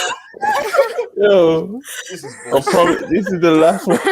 This was a jump scare. It was like that. They really twins. Oh my! They got the same facial hair and everything. Crazy. Same facial hair, bro. Yo, That's crazy. But Hangman got the arch in his arm. eyebrow. That's why he's the bisexual one. No. Oh my god. He went and got his shit threaded. This, like, No, I didn't. That's just naturally like that. Oh god. A little bit too clean. That was such a jump scare. Alright, Yo, shut that- up. no. Listen, Yo, really Alexa, was. I literally fucking jumped cuss me back. out. Yes. Shut up. What? Yes. All right. Yes. Bye, guys. Thank you Bye, so much for Indra. joining me. Oh, cry, yo. Israel's always so Crying. Oh, I He love said that. I love Israel. Hangman is amazing. Apollo Crews if he's playing. Yo, Apollo Crews would be slick. yo, can we run it? Yo, can we run it all the way back to the beginning where Hangman announced the return of Big AO on Twitter today, and someone in the replies, right? I'm on his. Let me look. Someone in the replies, right, said, "AO is back, so we can hear him say the N word a bunch of times." You guys see that tweet? He said quotation marks, niggy. No thanks. I'd rather watch paint dry. Hey, yo, suck my dick, and your mom can suck my dick too, pussy ass nigga. I'm the dollars and cents of Wrestle Purists. I just posted evidence that can lead to the arrest of Becca Hangman. Oh my god, let me see. Oh no. I'm afraid. She's posted live on the podcast. Let me see. Let me look. I hope she this up. screen capped Hangman's about to get fired live on the Oh my god, podcast. I remember when he said Hold that. on, hold Do you on. remember I remember that. I remember how personal that was. Wait. Okay, so for everybody watching, right? The context was, I said I don't like Latinas, Anna. Listen. Let me finish. That was the contest. No. I said, wait. Let me finish. I said I don't like Latinas, Anna. I love them. And she cropped out the I love and took only the setup. And so it looks crazy. And I just want everybody to know, especially all the Latin women that cancel back and no, this is not what happened. This is not what happened. I need the moment. Do you have proof? No, because I forgot. Because unlike you, vindictive people, mean, I should have gotten the proof afterwards, right? I should have had my cover, and I didn't, and so now I'm fucked. Yeah, I'm probably gonna be on trial in space tonight. I was actually there. Were you? Yeah. And you can vindicate me, correct? Like you can. Like... I can certainly say that some things were said.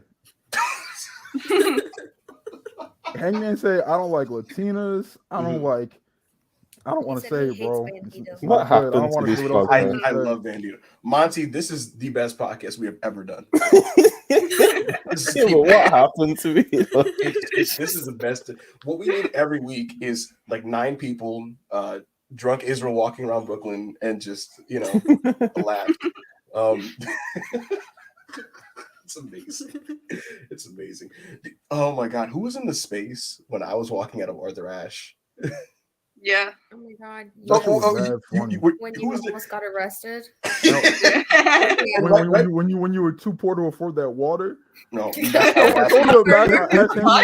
guy walked up to me. He said, offered him 3 waters for $2, and Hangman was like, "Whoa, no, $2." That's not what happened. Yo, Hangman was offended that the man thought that he had $2 to spare. He said, Papi Abba? I said, how much, man? He said $5? I was like, no, man, what you talking about? $5? Like, what are you talking about? Young Dende, $5. As a Puerto Rican, I find Hangman's comments concerning Wait, what? Bro. As a what, Hangman? As a what? What's so funny? Wait, why is everybody laughing? Oh my god! Okay, no, everybody shut up for a second. No, I gotta be serious. Hold on, everybody shut up for a second. Back up, Maggie. Yo, their name is literally the fun backup Hangman. Listen, I'm gonna say it again. Everybody shut up. I gotta have a straight face. Hold on. As a Puerto Rican. What's so funny? I said it correctly. Puerto Rican. Yeah, I said it correctly. You know, puertorriqueño. You know what I'm saying? Yeah. You sound like no, I was gonna say like you sound like Americans trying to make like a Mexican accent, but you are American trying to make one. It's not. And I got some super chats. Oh, did she? I'm gonna assume that. Well, they definitely for Anna. Empress of Bad Benches, also known as Anna Return. And Anna, I'm gonna give you not 30 to 60 seconds to just summarize Wrestle Princess 3 if you watched it. He said, "Please make the guys review Wrestle Princess." I honestly did watch Wrestle Princess 3, and it was a very good show. Give us your review, Whale. What did you think about the I matches? enjoyed it a lot. Prove it, nigga. He said, "Prove it." Hey man, you was literally in the Discord call with me, bro. I was, and the people, you know, it's funny. Do you remember? I tweeted out "me," and the people were like, "Why are you making it up, bro?" I was like, "Nigga, I'm here. I'm paying attention to the match." Like, what do you mean? Right. Yeah, go ahead, Ao. Why do I have to go first? You Because want my she asked honest- you. It was one of my favorite Joshi shows of the year. I'm trying. What was my favorite match? You know, Yuka versus Shoko was fire. Unfortunately, I am a big Kaiju stan, so I don't want to see Shoko lose to anybody. But I do love Yuka. I guess we're not going to see her in AEW for a little bit. Maybe now that she has a title, maybe they'll bring her over. AEW has too many belts. Bitch ass nigga Ariel Helwani. How can I focus on the show with so many belts? So many belts. This is making the TV show worse. It's like belt overload. Ariel Helwani. It's like, well, as somebody who enjoyed wrestling my entire life, all these belts is just so distracting to the program. Shut the fuck up, Ariel Helwani. I can't lie though, there are 20 belts. Bro, honestly, there's a lot of belts. I don't care, bro, because you know what's more important than what. Like, it jokes is like here's you got a real hooper. Oh boy. Oh my god! Holy shit! Let's go. Parker has arrived. His mic's on mute. It's now asking me, Parker, how you doing? Parker, as a ice ribbon drone, how did you feel about Wrestle Princess? I just got done watching an Ice Ribbon show. I think I'm the only person in America who bought that pay-per-view. I paid $25 to watch an Ice Ribbon pay-per-view with 153 spectators. And I was like, yeah, I'll just watch everybody in this podcast, if it wasn't for Parker Klein, would you have ever heard of Ice Ribbon before? No. Me neither. Ice A lot of people are, bro. I mean, they haven't been able to monetize us, but we do know their name now. Listen, I love them. If you're Ice Ribbon and you want to take it big time, sponsor the Wrestle Pierce podcast, man. You know what I'm saying? Yeah. If you're Ice Ribbon, go ahead and do that. Breaking news. What's up? Josh Alexander's next challenger has been announced. Who's it gonna be? And it is the Robert E. Fish. Give it up, for You're lying. You're lying. I'm my mommy, bro. You're lying. I'm mommy, bro. Real wrestler. Oh my god. He's a shooter, didn't you know? Parker, they're gonna have a shoot off. They're just gonna shoot. Dude, that match could be like 3.5. Could be okay. I'm okay with it. No, I'm not. Agenda's aside. Y'all saw that clip that I posted, right? That blew up on Twitter. The one him in like the Battle Royal or something? Yeah, Bobby's fat as hell, bro, and his offense looks terrible. He's not going to be any good. I don't know what he was doing that 2 months. He still got the kicks, though, bro. Yeah. I mean, he's probably just eating that 2 months he was off TV. But bro, he was so out of shape. Listen, I was the person a year ago who said that Bobby does not look good, and he's not a particularly good wrestler after all the knee injuries. But everybody was like, I said I was right there with you, bro. But I was still excited about the Undisputed Era coming to sure. But I was like, bro, Bobby is not him no more. And I was never really that much of a fan of his. Real quick, Parker, as the resident white man of the podcast, who teaches over children and stuff. Mhm. You know, you have experience just, you know, saying motivational words to encourage people, you know, in their day-to-day lives and stuff. It's come out today that Adam Cole is somebody who's still dealing with his concussion. And, you know, because of the unpredictable nature of concussions, we really don't know when he's going to come back. You know, it's just something he's still struggling with. Do you have any message for Mr. Cole in his struggles to recover? Anything you'd like to say? No. Yeah, I mean, I think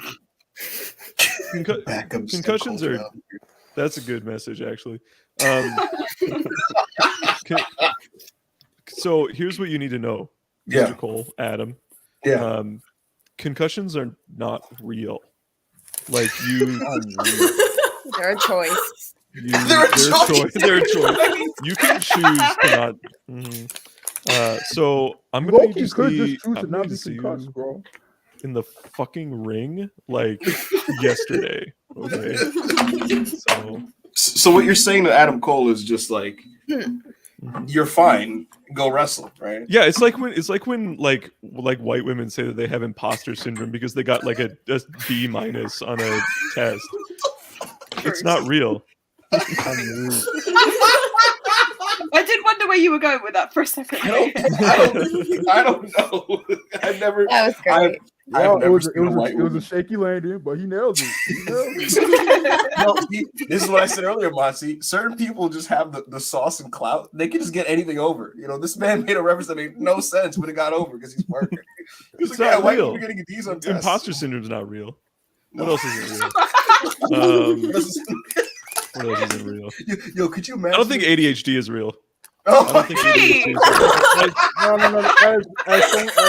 As someone with ADHD, I'm here to confirm that it is very fucking real, bro. I don't know. I got an Adderall subscription so easily. I'm not sure.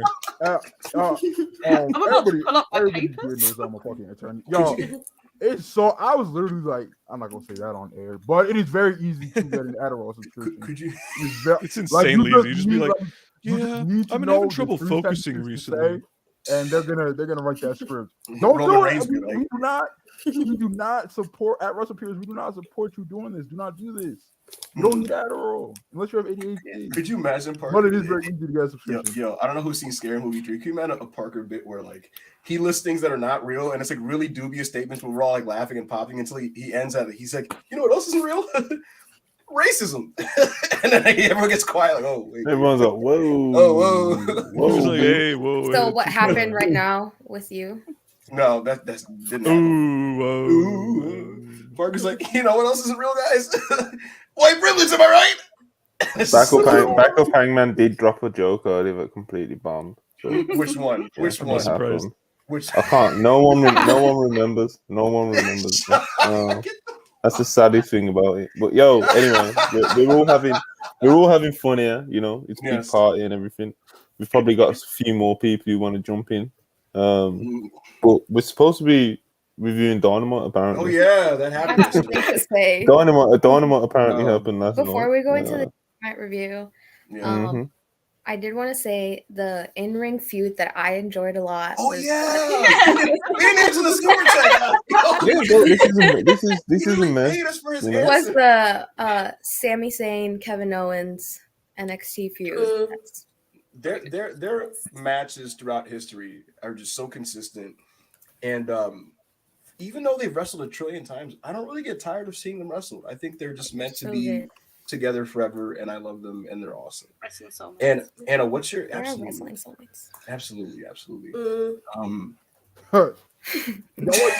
think.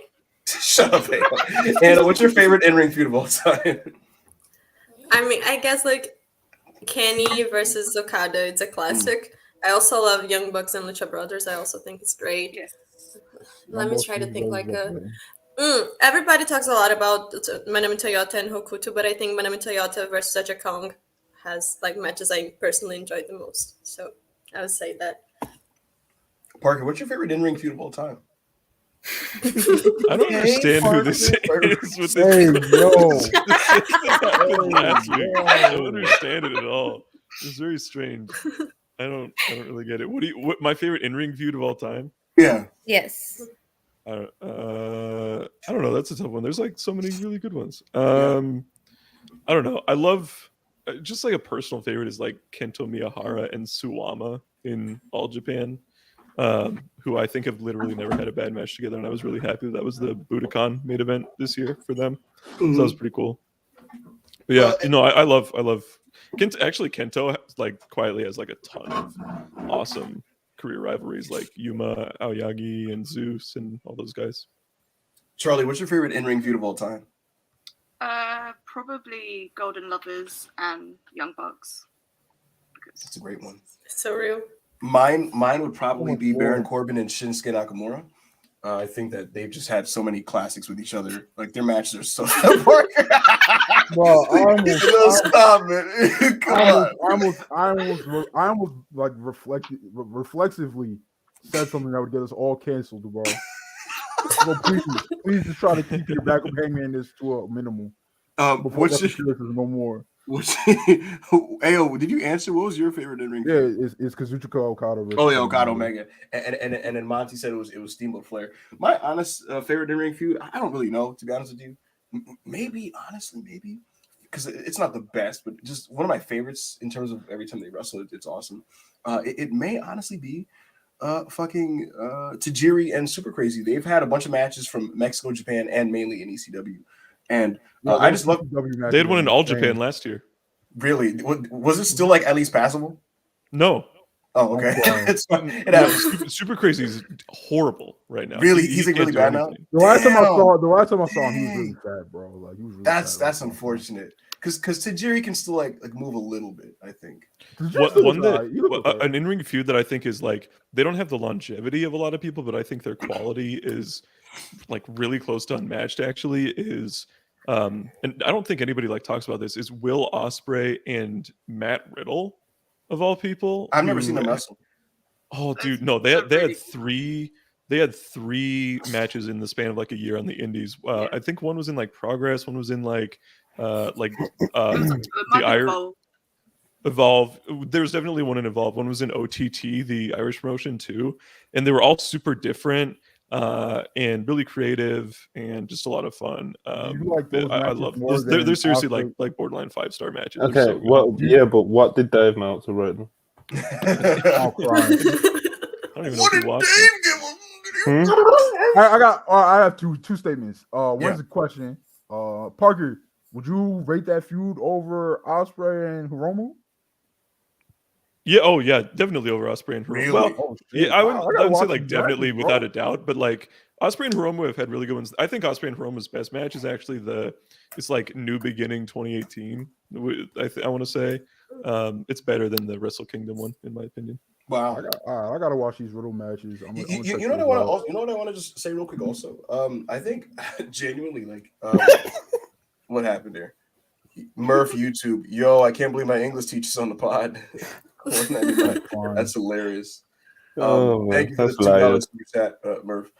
Honestly, guys, like this is no bullshit. I think that Sheamus and Gunther, this overall program with them two and with the surrounding stables, I think it's like the best WWE in-ring feud in like years, like maybe since like what Cena and AJ at least. Y'all like Gunther versus shut up, man. We're not doing this here. Listen, you control anything else in the company, but that stuff is so fucking good. Like that feud's fire to y'all. Yes, it's tremendous. With that feud, Charlie? It's true. You're not gonna do this. It's tremendous. Sheamus just elbows. Bro, why are you silencing this woman? I asked our wonderful co-host, one of 8 trillion, if she enjoyed the feud or not. And your black ass is just talking over her. Go ahead, Charlie. I still haven't watched the Extreme. So you hated it. Charlie hated that feud. I mean, it hasn't interested me enough for me to watch it. So their matches have been sensational. Sheamus. I do agree with. Jamie's the secret MVP of Wrestle Fury. Jamie's our Red Narita. Sure. Jamie and Sheamus and Parker's Sheamus love, is that a bit? No. I'm serious, bro. No. Awesome. I have been saying Sheamus is tough, bro. for years he is the one. that Sheamus is the best wrestler. Kill my love of wrestling. Go ahead, Parker. Go ahead, Parker. I've been saying for years that Sheamus is the best wrestler in WWE. Everybody's like, "Oh, Parker, he's just being silly. Parker's so contrarian." Blah blah blah. And then he comes out and he has the best in-ring feud of like the decade for WWE, like close to objectively the best thing in the company all year. Sheamus is the best. I love Sheamus. He's awesome, and it's like literally, Parker. It really feels like it's like no matter what else is happening in WWE that ranges from like bad to like all right or pretty good or whatever. It just feels like the standard ratchets the fuck up when he's there with Gunther and what they have right now and the magic they're making. It's genuinely, in my opinion, top-notch stuff that you can compare to any other really great stuff happening in wrestling right now. It's awesome. So y'all fucking with Sheamus? Yes. Anyway, Dynamite. Yeah, that was the thing that I didn't watch. Dynamite. Yeah, man. It was a show that was on last night. Apparently. He was in Canada. The Canadians in Canada. Really Toronto. Hot crowd. You know, opened up with Renee, who is now signed with AEW.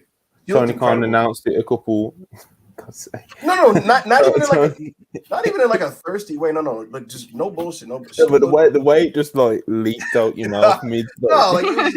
It's just she just looked strikingly great walking out there, and I was just like, wow, okay, I get, yeah. Well, Renee Paquette, John Moxley's wife, of course, the former Renee Young, one of the great wrestling personalities, is in AEW. She opened up the show. He introduced Christian Cage. He cut a little promo, got some heat, and that led us into the first match, which was Jungle Boy versus Luchasaurus, which I thought was a nice little opener, man. We'd normally go around and get everyone's opinion on the match, but considering there's 8, 9 people in here. Does anyone have anything? Does anyone have any actual takes on the match rather than it was good? Word to Ariel Helwani. If you think Braun Breaker is a better professional wrestler than Jungle Boy, you're a fucking liar, bro. Jungle him, bro. Jungle him. Jungle Boy had such a star. Bro, I promise you, I'm signing Braun Breaker before Jungle Boy. Jungle Boy is a 7 foot tall. Easy. What'd you say? What'd you say, Monty? Bro, I'm signing Braun Breaker before Jungle Boy. I'm signing Braun Breaker before 10 Jungle Boys, bro. Yo, Monty wanted to name the Monday podcast Triple H. And you think we don't want wrestling? 100%. Such a yellow grown ass up. Yo, nasty. Anna, what did you think of the opening? It was a great match. I think Jungle Boy, like Jack Perry now, it's so weird for me like to call him Jack Perry, but I feel like he's coming out of this feud ready to be world champion. I think he's getting on that level. He's really proving, I feel like he still has a lot to go, but he's really proving that he deserves to be in a position that maybe people didn't see him in before. You know, because he had that mid-card feel or the tag team feel. And now I feel like he's getting up there. He's doing amazing. The whole thing with the promo, people don't wait. What Jordan said. Go ahead and read it out. Read it out, Hannah. Okay. Leak sources have informed me the Caucasian allegations have resurfaced. Are you having a fucking laugh? That's exactly how Charlie talks and types. That's hilarious. You having a fucking laugh? I don't believe the Caucasian allegations. Anna and Charlie, could you guys do an imitation of an American accent if you tried? I'm just curious. No. You can't? I can't do it. Monty, you listen to rap music, bro. Go ahead, bro. Go ahead. You know what? I can do like I think I can do like I can't do it right now because I got dogs sleeping around me and shit. But like, and I have to do it real loud. But I can do I think I can do like a southern accent. Just try. Oh my god, please! I can't, bro. I can't do it. We'll do it if we do an earlier podcast or if you do it at the start. Give me an American white girl right now. Oh my god.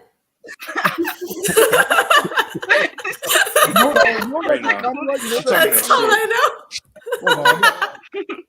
I'm about to play. Unfortunately.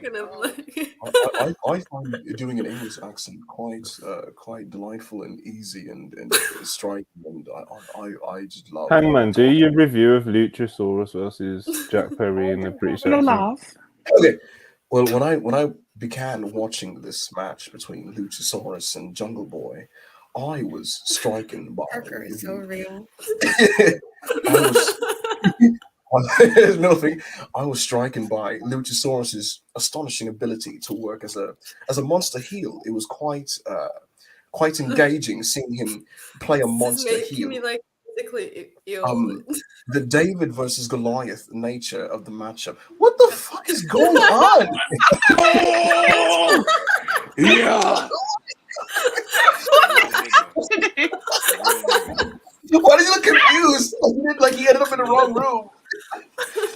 It's like We're never gonna repeat. You know what time it was. No, you know what this is? It's like you popped out of a Marvel portal into like the wrong dimension. Like, where am I? Can y'all hear me? You knew what it was. Yeah. Yeah. There's like a horrible storm. There's a horrible storm going on outside. And my power's gonna go out like any minute. So, he smells like he talks. Listen, get your shit off, Chris. What? So get your shit off, Chris. What did you think of Dynamite? I thought it was a great Dynamite. I hate backup Hangman so fucking much. It hurts my fucking soul. Bro. Real. And I know he won't fucking put him over. And I would say Jungle Boy. Wait, what? No, hold up. Chris, you gotta tweet out the Imperious Invasion on shit. Right now. Tweet it out. Tweet out that Imperious is invaded. All right, bet. By the way, everyone watch Imperious. Because when you part of the A show, you move how you want to move type shit. Oh God, gotcha. Listen, this was supposed to be Everybody, Angels. And then a white man came in, and then the Imperialists came in, and he's like, "Hey, shut up, nigga! What you say for me for?" Whenever you see me, you see that nigga. Whenever you see that nigga, you see me. Understand that. Facts. Own that nigga, Rob. Bitch ass nigga. I hate you. I hope you. Oh God, pussy. Die. Everybody tomorrow. Watch Imperious tomorrow. Parker. Yeah. Y'all see this white man cheering on black violence? Yeah. Yeah. Yes. Like a fucking Mandingo fight. This is wild. Mandingo fight is crazy. I can't Mandingo fight is crazy. Chris, I'm sorry to make fun of your spelling. But yeah, watch Imperious tomorrow. Go ahead, Parker. What did you send today? That was just like so wrong. I'm trying. So Chris goes. He goes. Jungle Boy's performance. I don't remember the way he spelled it. He spelled it P-R-O. Bro, that's my He's but it was autocorrect. That's what makes it work. That's what it makes it work, though. That's what makes it work. It's so good. It just killed me. When I that was autocorrect. Performance. Chris, are you gonna do the multiple outfits bit today? No, bro. My power is not gonna last fucking another 2 fucking minutes. Hey, Anna, did you know that there was one podcast where this man? I watched that. Oh, you Loving the run-ins, best episode ever. Also, tomatoes for Raymond. Fuck you, Adrian. Thank you for the $4 $4.99. Thank you, Adrian. Yo, I got the face paint. Fuck that, bro. Adrian my supports us so much. Cosplay. I'm about to follow my nigga on Twitter, man. Absolutely. Adrian, put your Twitter in the what's it called? We got the Adrian, put your Twitter in the chat. Why is Rob showing me sex toys on camera? What's going on here? I'm sorry. Oh my God. I lashed out. Chris, you got Whataburger? Whataburger. Wait, say the name of that place again, Alexia. Whataburger. Whataburger sucks. It's not water. It's water. Good, nigga. You just from New York. That's your problem. All right, but that just still sucks. Listen. It's all about that Shake Shack, baby. Oh nah, get him out of here. Monty. Shake Shack's cool. It's overpriced though. Listen, Yeah, Monty. it's way overpriced. It's way Jungle overpriced. Boy and Luchasaurus was a match that was David Goliath. I thought it was more dynamic than I expected it was going to be because Luchasaurus he's a glorified hot tag merchant, and so seeing him work monster heel as effectively as he did was surprising. And so kudos to him. He did a really, really good job there. Jungle Boy did Jungle Boy shit. The crowd was super into it, and the crowd made a good match, a very good match. The sunset flip powerbomb spot to the table was awesome. Luchasaurus' jump off the apron was a little delayed, but it wasn't delayed enough. Made it better. Sure, why not? No, it really made it better because it made it seem like he was like fighting to like keep up and shit, and then Jungle Boy was like, "Nah, man, you going through this table." Sure. The match is really good. Yo, Braun Breaker fucking sucks. Fuck you. No, fuck you, man. Fuck Braun Breaker.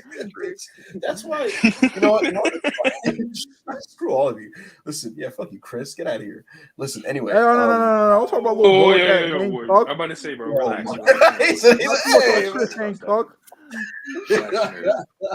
Listen, when I debut this Black Dax look next week, man, it's over for everybody. Yeah, it will be. Russell Pierce is over. Bro, I understand. Yo, when Hangman comes on this pod next week in blackface, all of our hard work would have been for nothing because they're gonna cancel us. Do not do blackface next week, Hangman. Blackface next week. Listen, Christian costed Jungle Boy the match, and I understand them wanting to prolong this program because Christian is clearly months away from being healed. The only thing that I am concerned about mildly is that I don't know if they could replicate this match when it comes to crowd heat and just everything about it, because I thought this match was really good. And I almost feel like Jungle Boy is going to win in some type of plunder match that won't be quite as good as this one. But, it is what it is. Good opener. Jungle Boy looked good. It was one of his better singles performances in a long time. And generally a good piece of business. The crowd chanted Edge is better at Christian, which was funny. And just good stuff all around. Yeah, it was a nice piece of business, Some people complained about the result, but that's what you get on every wrestling show these days. So somebody DM me if I became Black Dax, I would go from an 8.5 to a 6. That's nasty, bro. Anyway, moving on. Dynamite. Next up was a Matt Hardy farm promo. Then Wardrobe versus the Factory. After the Wardrobe squashed the Factory, Prince. Wait, I gotta ask y'all. Yeah, I gotta ask y'all because I was so fucking high, bro. Watching Dynamite, I was literally on Pluto.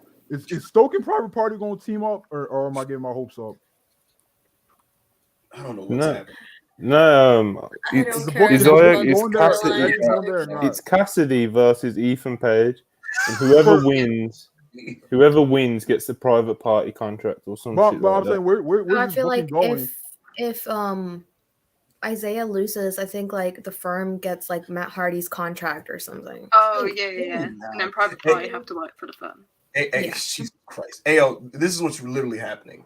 The storyline in general is Private Party, the custody of Private Party is bouncing around stable to stable, and the joke is contract tampering. Which is hilarious. I agree. Yeah, I agree. You see, guys, we're on Twitter too. It's hilarious, and I agree. It's a good storyline. We're tampering, like contract tampering. Like that's every segment. It's just like, hey, are you tampering? Hey, we're tampering. We're gonna tamper back. It's like, okay, and they're just bouncing between like act that doesn't matter to another act that doesn't matter, and like, so that's what's going on there. Yeah. Oh shit! I forgot to bet on Thursday Night Football. What's the next segment, Monty? Yeah, next up we had a Wardrobe squash the Factory. Then Chris came out after, and he cut a promo on her. Then Brian Cage took the mic off him, cut a promo on FTR. FTR then came out. Sean Spears also then came out and Stop right there. Did everybody see the reaction that FTR got? Because we don't care. No, it's true. We don't care. Is it just me or did Fascist TR not get a pop? Hangman. I didn't hear anything. Talk to these damn kids, Hangman. Listen. Fascist TR's music hit, and then I didn't hear like you can hear a dime drop. You can hear a nickel. We're gonna have to. Michael Jackson was there. The crowd went insane. You saw babies flying. Hangman, it's 3 a.m. where I live. Let's not do this. Yeah. I'm crying. Okay. What are we doing? You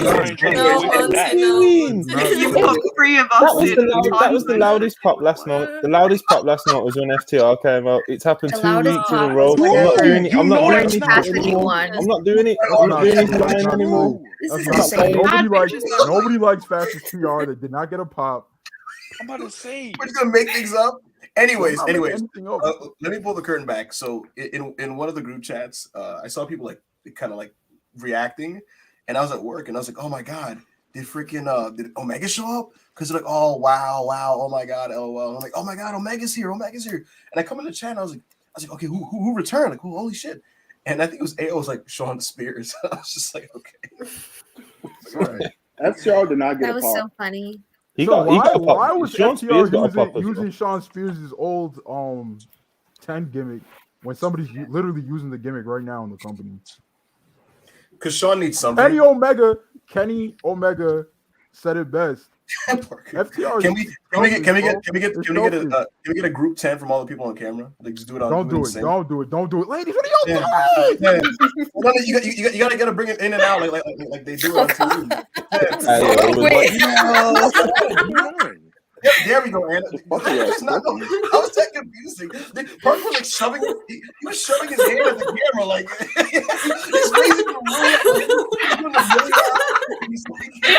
Did he genuinely like he's doing the soldier boy? I'm like, I don't watch wrestling. I don't know why I'm here.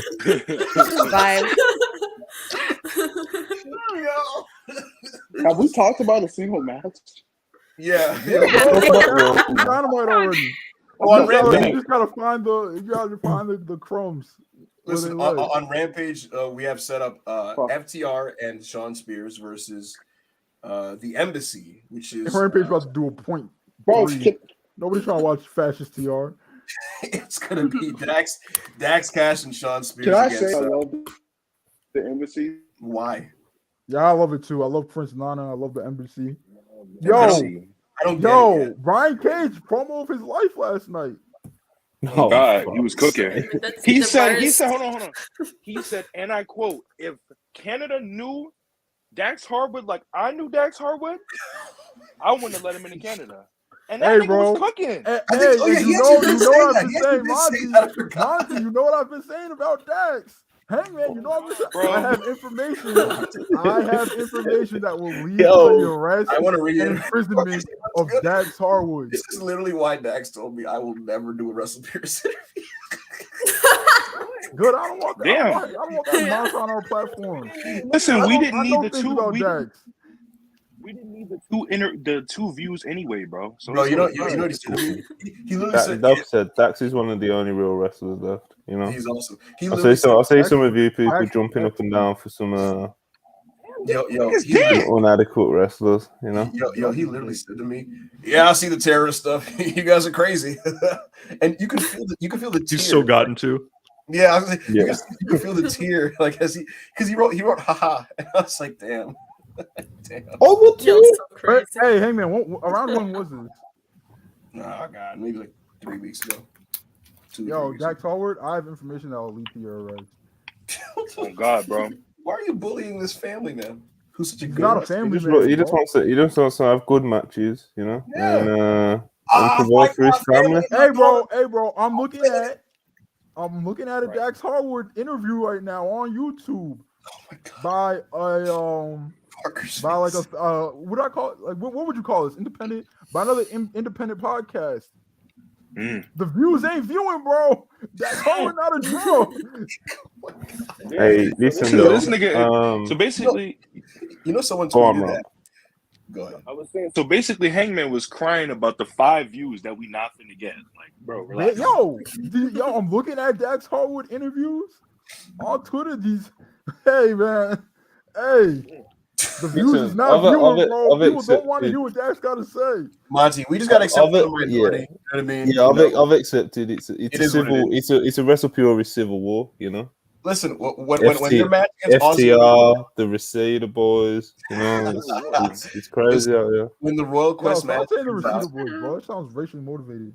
The Reseda boys. Yeah. So yeah, the Rampage 6-man is set up. Do you guys think that Big AO's personal? Put that back up. Let me see what I said. Go ahead, AO. So I gotta confirm that Big AO has information that could lead to the arrest and prosecution of Dax and FTR. Hey, bro, the information is damning. That's all I'm gonna say. This is spreading lies on using our platform for bad things that I do not co-sign. And Monty, you know, you saw the evidence, you would throw up. Listen, I don't care about you. Monty, listen, you can kill the man, but you can't kill that idea. I promise you. I promise you 100%. And I'm telling you, bro. Save this for unpurists, you rapscallion. Yeah, that's what I thought. Yeah, save all this shit for unpurists. Don't tell me what to fucking do, nigga. Every podcast I step off my podcast, nigga. Every time I step into the booth, I speak the truth, nigga. Where's John Moxley? When I step in the booth, I speak the truth, nigga. Yeah, talk that shit. Yeah, now we just need Seth Rollins to drop an M-bomb so we can. we do need that. Fan of Russell Pierce Worldwide, aka the Monday Studio Show, aka Cuck Pierce. I really can't believe you said, this is crazy. Hey, yo, it's pulling up. No thanks. When you see the numbers this podcast does, you're gonna feel stupid, you dickhead. I'm the draw, nigga. I'm the dollars and cents of this shit. Big AO pussy. I carry this Russell Pierce shit on my back. Yeah, AO he's controversial, he's divisive, but you know he draws a good house, so I deal with him. You know, shut up, you yellow bastard. This is what I do. I deal with these disobedient talents. You know, this is what I do. Is crazy. I make it work. I got some of them think the work in me, but I'm working them. They're working. That's how it works, bro. You know, you gotta play these games. Work poorly. Anyway. Moving on. Next segment, man. Swerve versus Daddy Ass. Yo, that shit was mad fun, bro. I've got my issues with this. So I don't know why Billy Gunn needs to be protected in the finish. Because I thought Swerve's performance in what he was given was like really great. It's not how I would have. They're trying to get this sneaky Swerve thing, like win by any means, like rated R superstar edge shit going. That's why it's like, could he have beaten Daddy Ass even in kayfabe? They're trying to get over, like, could he have done it in kayfabe? Could he have won? Yeah, like clean, yeah. But was he trying to put in the work to do it? No. Like the ropes was there to grab, so he grabbed them. You know, that's what they're trying to do. Breaker is him. Zootopia with a $2 super chat. Speaking facts, yo, if you're white, on some real shit, if you're white, don't call me AO Maz. And I don't know what Zootopia Productions is, but if you are, don't. This shit is not funny. Don't do that. Appreciate you. If you'd like some free exclusive content from Hanging Fashion, I got you. Yeah. Yuck. Yo, Hanging Fashion is crazy. I'm about to go see who follows that page. Anna, because we haven't gotten your opinions. You've missed this acclaimed wave, you know. So my question for you is, what are your thoughts on scissoring the gimmick and like the this man to jail? Why do we allow this every I like hate you sometimes. I'm just asking about the gimmick and the. We did it last week, bro. We did it last week. It was nasty. It was nasty. Why is imagine if we were talking about Mexican shit last week. You were like, no, when he had the luchador, when he had the lucha playing loud as hell in the background, just so people could hear in the space. That was the I was genuinely catching up on my lucha, man. I was going through my bookmarks, catching up on all the lucha that I love. The funniest part was him being shocked that people could hear him. Nigga had it on max volume. He had a megaphone connected. All that. It was at like 13, bro. It was at like 13. Max volume. Anna, are you a fan of the Acclaim? Are you happy that they're tag champs? Like, what do you think what they're doing right now? I mean, I would like to see them in better feuds because they prove that they can really like go in the ring when they need to. So I want to see them more, but I like their gimmick. I mean, they're really fun. It's a different style of tag champ, so I'm liking it. Right. The way I see it, Monty, is they're very much a sports entertainment style team, in my opinion, Monty. But they can work for sure. Yeah, Especially Bones, bro. I fucking love Bones. Because they are the way they are, though. There's an inclination to kind of put them in sports entertainment style storylines, which is why we're doing this whole thing where Mark Sterling's trying to trademark scissoring. Regarding the Swerve match, Monty, I'm like really just like miffed at the fact that Swerve had to cheat to beat Billy Gunn. Like, I don't care what the explanation is. It was just ridiculous to me seeing him have to like resort to cheating to beat this old ass. Bro, but also on top of everything else that I said, they're trying to get this sneaky Swerve shit over. Are they or are they not the biggest babyface act in the company? Don't say fascist TR. Are you talking about the Acclaimed? Yeah, dude. Yeah, they're the biggest babyface act. So if they try to get, they want Swerve booed out of the building every weekend. I mean, every week. You know what got him cheating to beat him is always like, that motherfucker, I can't believe his black ass got away with it again. Like, that's what they're trying to do, bro. Him viciously just annihilating and dismantling this beloved old man would get just as much, if not more. That would be fire too, bro. I would have liked to see that. I would have. He should have just kicked his head off. Should have broke his leg. I was like, yo, Swerve strong enough to get Billy Gunn up for the JML driver, but he's done it on done it on the steps. Yeah, he should. He did it on Cobb before. I think so. Billy Gunn is on so much steroids right now. What in what is going on? What is Let's go. It's like I've created an environment so fun that people are like, wow, I just got to be a part of this. But you did not create this environment. We need to start putting some limitations on these folks. Do you remember when you used to literally be like, no 4 members only. No. 4. Oh my God. 4 members only. Hell yeah, we got 10.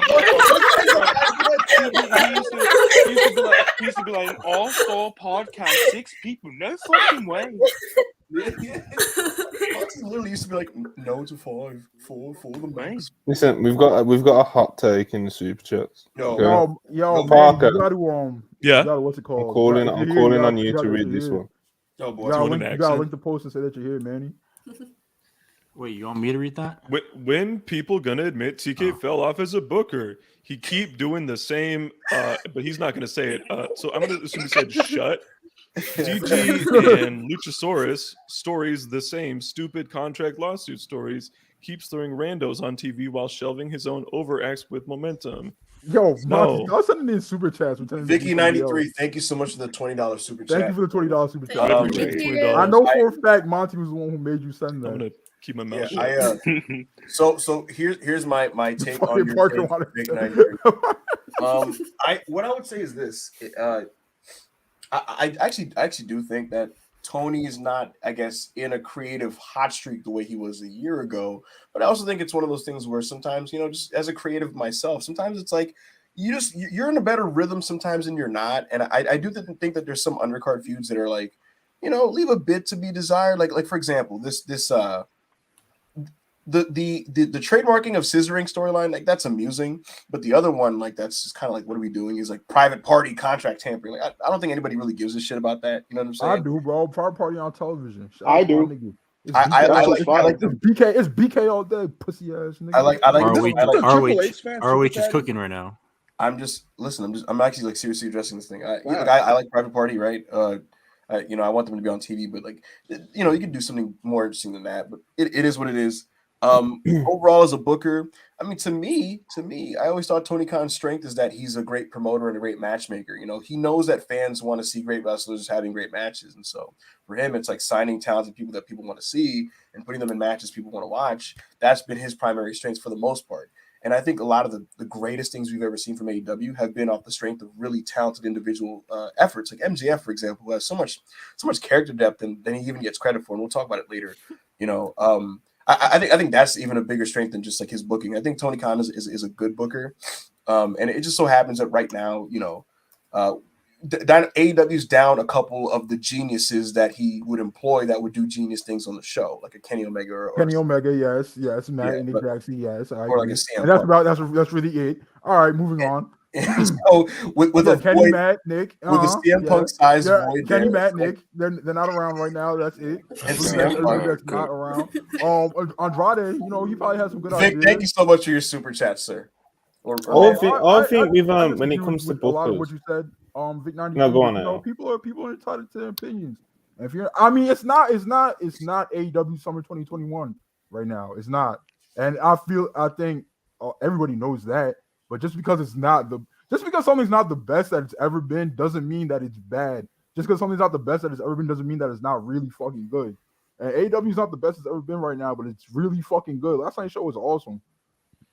Yeah, I think when it comes to like bookers as well, it's like no booker has all-time runs that last anything longer than a few years. You know, Right. They usually last like 3-4 years if you're very lucky. You know, Tony had like a very high, what felt like a peak. You know, for like 3 years straight. You know, I wouldn't say he's burnt out at all. I think that would be like being way too like dramatic with it. But you know, there's been situations that he could have controlled a bit better because he's his company, but like things that are kind of out of his control. Sure. You know, and injuries and stuff like that. Like he's had a few things, and he's just thought, you know, he's had his momentum knocked, and wrestling, especially booking and getting on hot streaks as a promotion, it's all about momentum, man. And AEW's momentum has been kind of, you know, it's been kind of like fluctuating lately. So I'm sure he'll get it back on track. The talent they've got on the roster is kind of makes it impossible not to get back to, you know, as hot as they were at one point. Obviously, if CM Punk goes like most people expect, that's obviously a blow because he's obviously like, you know, unquestionably their biggest star. But he's the greatest. Like I said, they've got a great roster, so I'm sure they'll more than make up for. Anna rolls her head. I'm sure they'll more than make up the for. Face you Well, we're being honest. WWE I don't want to WWE hear right now about CM objectively. Punk. Can I say? Phil sucks, bro. I'm so happy that I started this whole Chicago Phil thing. Not everybody's doing it. Hey, yo, how you gonna cut off Manny like that, bro? How you gonna do him like that? He's been here 2 minutes. That's a you know, bro. He understands the vibes. He knows the vibes. You don't, man. You don't, Manny. Get your shit off, bro. Shut your yellow ass up, bro. No. I want a good thing. Shut your yellow ass up, bro. If I want to. Manny, go ahead. Yo, this yellow bastard muted me, and nobody wanted to believe it the first time I told y'all this yellow bastard muted me. But he muted you. Man, no, yo, Monty, you got to throw up an Omas picture the way you do for me with Cruz. That has not throw up Omas picture. That's so fucking corny, bro. If a white person calls me Omas, I'm gonna find out where you live. I'm gonna spit in your face. I promise you.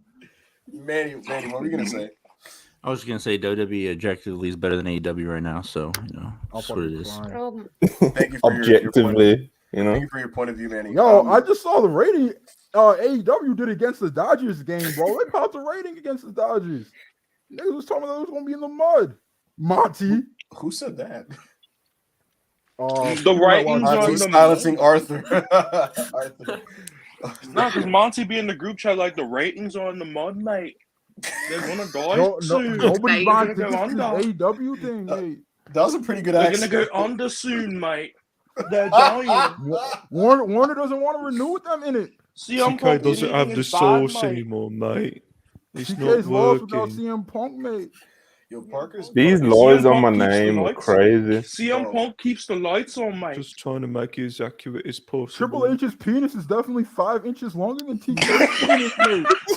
Hold on. He did say that.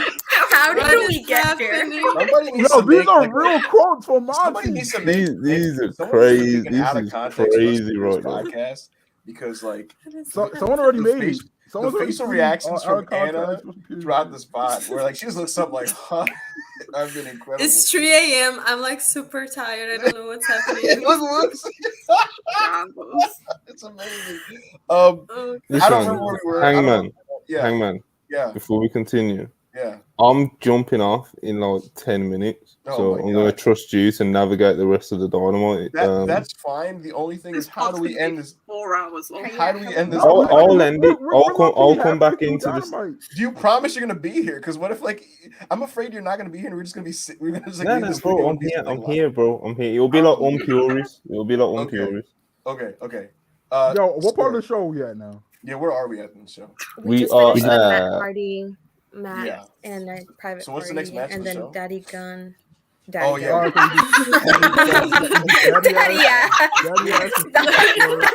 My bad. Oh my God, Alexia, does 59-year-old Billy Gunn pass the bad bitch test? Is he approved?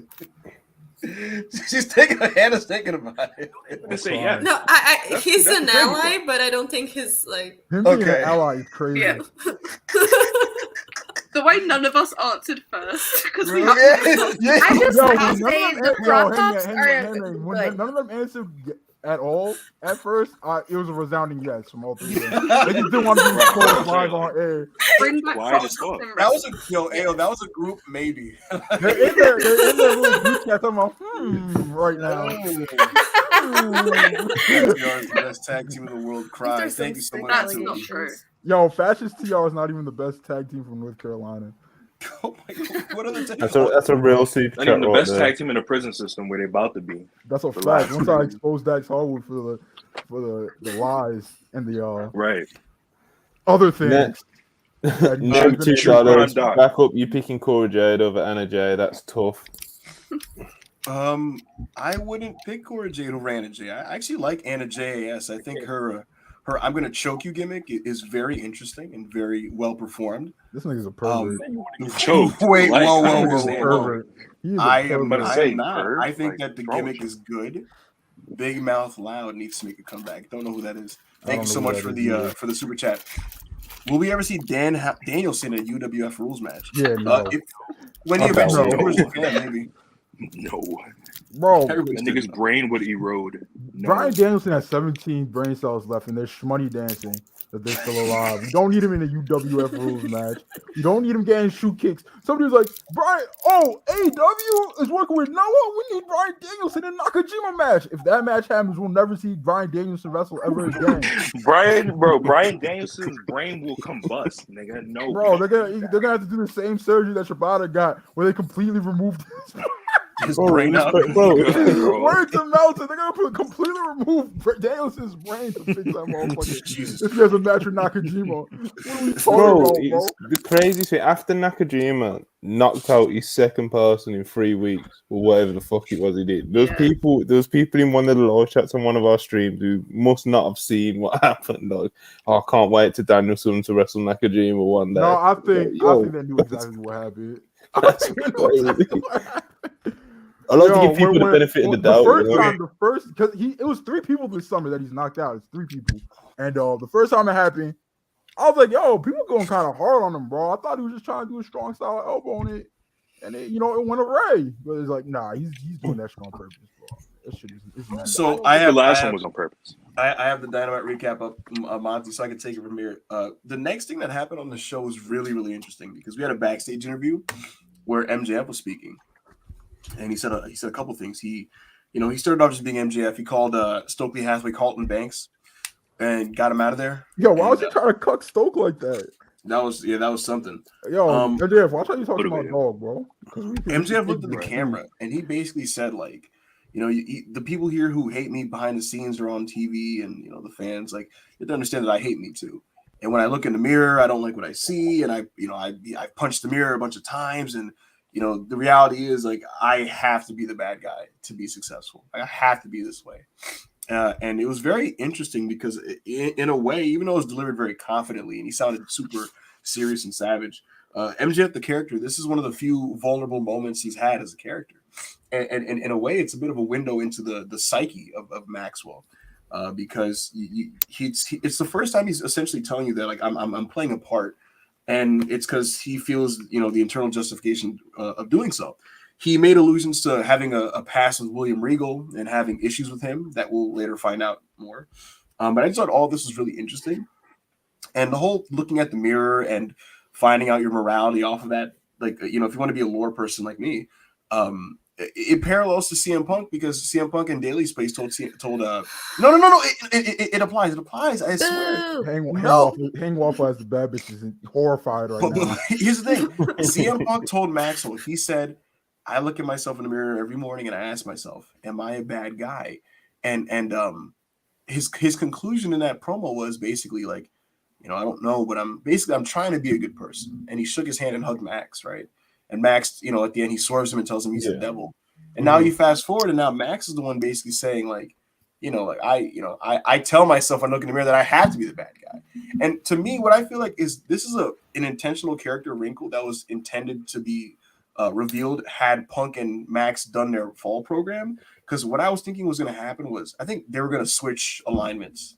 I think that Max was going to go babyface and Punk was going to go heel, to be honest with you. And I think part of what was going to happen in the story was MJF was going to basically tell the people, like, I've always been right about this guy. I've always been right about this guy. And, even though I'm a dickhead, like, I'm better for AEW than him. It's just something I took notice of, but it was interesting. It's crazy that he managed to prove that without doing the storyline. All right, I'm not trying. No, you don't have to. You don't have to give your reasoning. You don't have to explain. Just yes or no. Ask you one by one. Is CM Punk ever going to wrestle for AEW ever again, Monty? Yes. Charlie. No. Hangman. Yes. I'm next on my screen, so I say, yes, unfortunately. Alexia. Yeah. Anna. I don't like the energy when you said that. Yeah. Parker. What's with these sad yeses? Absolutely. Yes. He'll be back. Fist, Parker. Wow. Let's go. Let's go. Let's go. Look in my raise the roof. Give me 10. Give me 10, Parker. Man. The second GOAT is coming back to AEW. Yeah.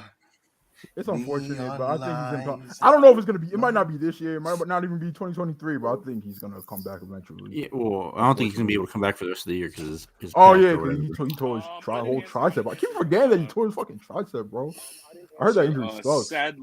Sadly, the bigger criminal than Dax Harwood will be coming back to wrestle. All right, Chicago Phil is homeless and addicted to methamphetamines, but he's not a big criminal.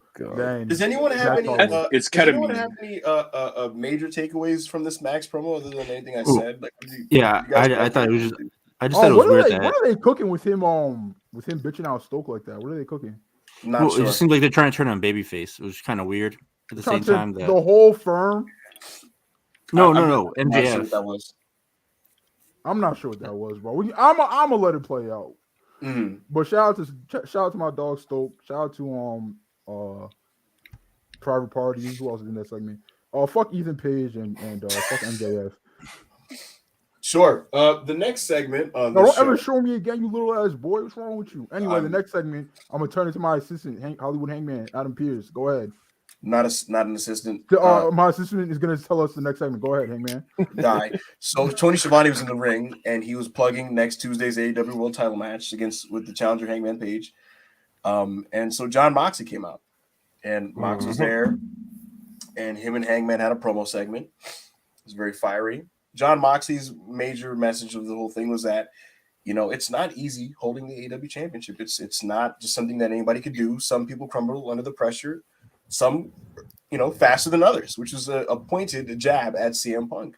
And he said that, it's a stressful job. It's a hard job. It's not easy. And he was just essentially, he's just cutting a John Moxley promo. It's the usual good stuff from John. And Hangman came out. And, shortly after Hangman made his arrival, we saw Maxwell kind of up in the private seats watching this whole thing. And the crux of Hangman's promo was basically that, all his friends are gone, and some of his friends have disappeared, and he's alone, and he's sad, and he's tired, and he's depressed, and the medicine is not working. And then he started punching himself, and he essentially said, all he has left is one shot. And with that one shot, it doesn't matter if Mox is going to be in front of his friends, his family, his own mother. He's going to beat him within an inch of his life and win the AEW championship because that's all he has. And Mox retorted basically saying that, wait, but I thought I was your $2 super chat. Big AO's personal assistant. Thank you. Oh, no. You are my personal assistant. But Hangman is just, he's a peon. He's under you. He's basically your assistant. This is ridiculous. Mox told Hangman that, he's gonna crumble under the pressure. He's not gonna take the shot. Another big theme of the thing was Hangman he said that John putting him over last week like meant a lot because his word and opinion means a lot to him. But he took exception to being called a kid, and he was really mad. He was like, "Am I a kid, John? Am I a kid? I'm 31. I'm not a kid." And he started screaming in his face and stuff. And John was like, "You're a kid," and yeah, they were fighting over that. But very passionate stuff here. Unfortunately, towards the end of this promo segment, the crowd started. Wait, pussy? Huh? Anyway, bro, you making Hangman look like a bitch right now. I gave no opinions. I've given no opinions.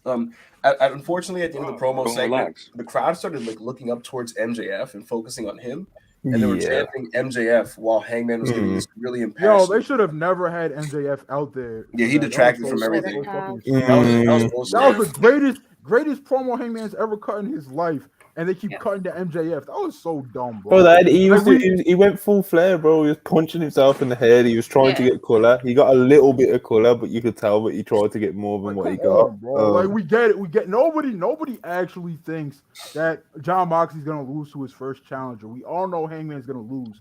You don't need to cut to MJF, bro. You're making it worse. Here's my thing about it, AO. People got mad when they did it at Arthur Ashe. I thought this was way worse because the whole thing is Hangman's trying to convince you that he has a chance of winning, right? And it's like he's trying to get you to believe in his words and his promo. And as he's in the middle of being so impassioned, the fans aren't even looking at him. They're like looking up at the freaking thing. Cutting the fucking MJF on the Tron, bro. Like that was so dumb, bro. Yeah. Bro, like I get it. You want the big bad guy to be the overlooming threat and shit. Don't do that shit to Hangman though. Do that shit to if it's fucking like Lance Archer as his first challenger. Do that shit then, bro. Yeah. Like, don't do that shit to Hangman. Also, you could have just showed him like he could have arrived at the end after they all said what they had to say, you know, and then been like, "Yeah, two monkeys dance for my fucking amusement." You could have done that shit, like, yeah. But like him being there the whole time, them cutting like that shit. I don't know. Anna, what did you think of Hangman's promo? Fucking promo. Yes, it was amazing. I mean, Hangman Page. People forget that Hangman Page is him. Every single moment, like he steps in the ring, he has to do something. He has to pull through. He always delivers, and I feel like people don't give him enough credit, and which is crazy because I know he's super over and people love him, but I still feel like he doesn't get enough credit for how amazing he actually is. So, wow, that's a great promo. Monty, what did you think of the promo? No, it was a tremendous promo. I'm one of the people that Anna was talking about, definitely. Now, I like Hangman Adam Page. I think he's really good. I'm not as high on him. I'm probably the least high on him on this screen right now, to be honest. But Monty, I hate your yellow ass so fucking much, bro. Just go run a WWE fucking podcast, my nigga. Just leave. No, I like him. No, shut up. I got one on Mondays, bro. It's good. It's all good right now. He got one on Monday. Triple H. It's all good, bro. Nasty. Money sits there for about half of it, just like. When Monty pitched that show, I thought we were gonna be talking about all this other stuff, but then I didn't realize it's on Monday, so it's ended up being WWE talk, and I don't watch WWE. I mean, we do have to. I mean, the Cuck Pierce is a good brand because we do have to. We can't just be like the Russell Pierce, this is the AEW guys. We can't be the AEW guys. But I'm gonna just let the Cuck Pierce guys do what the Cuck Pierce guys do. I'm gonna drop by in the chat. I'm gonna speak the truth from the chat box about what's going on. Wow, Monty and Ariel. Wow, Monty. Yo, Monty is Ariel. Don't linked up with Ariel. Have you ever seen Monty and Ariel Helwani in the same room? Same motherfucker. This has reminded me. Monty is still not showing us his head, and I don't trust. Oh, nah, bro. Listen, yeah. Even if you just look at like my fade, yeah. Look at this, bro. Like it looks fine. No, I'm mad grizzly right now. Okay, like, you know what, guys, I'm starting a theory here. I think Monty's balding. I think that's why he never takes his help. I never noticed. I never seen Monty without a help before. Bro, I think he got the.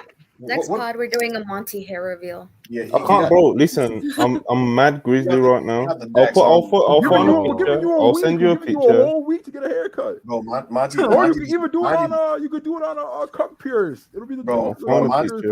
Monty got the ricochet, bro. Yo, Monty got the ricochet. No. Hold on. Joke that Ricochet's bald before? Anybody heard this? He found oh my god! Monty got a flat top. He got a flat top. No, Monty having a flat top. Wow. Yo, this is crazy. Monty having a flat top is just so Photoshop. Right. Why does It it look looks so fake? fake. Yo, that's crazy. Somebody edited a top to his head. I'm really confused by that. Someone had a Yo, Monty. How old is that picture, bro? Last year. You still got Bro, that flat Oh my! Bro, listen, man. He had that photo on deck too. Man, you must say question on that a lot if you had that on deck. Yo, you really is So a flat handsome. top. Oh no, this ain't a flat top right here, but Monty be growing his hair out. Yo, I've got a big. Listen, yeah, I'm a light skin, so I've got a big forehead. But like, I'm not balding, bro. I'm not Monty, balding. you really have people. You have people in the streets doing lineup checks on you, man. Why do you have those photos on deck right away?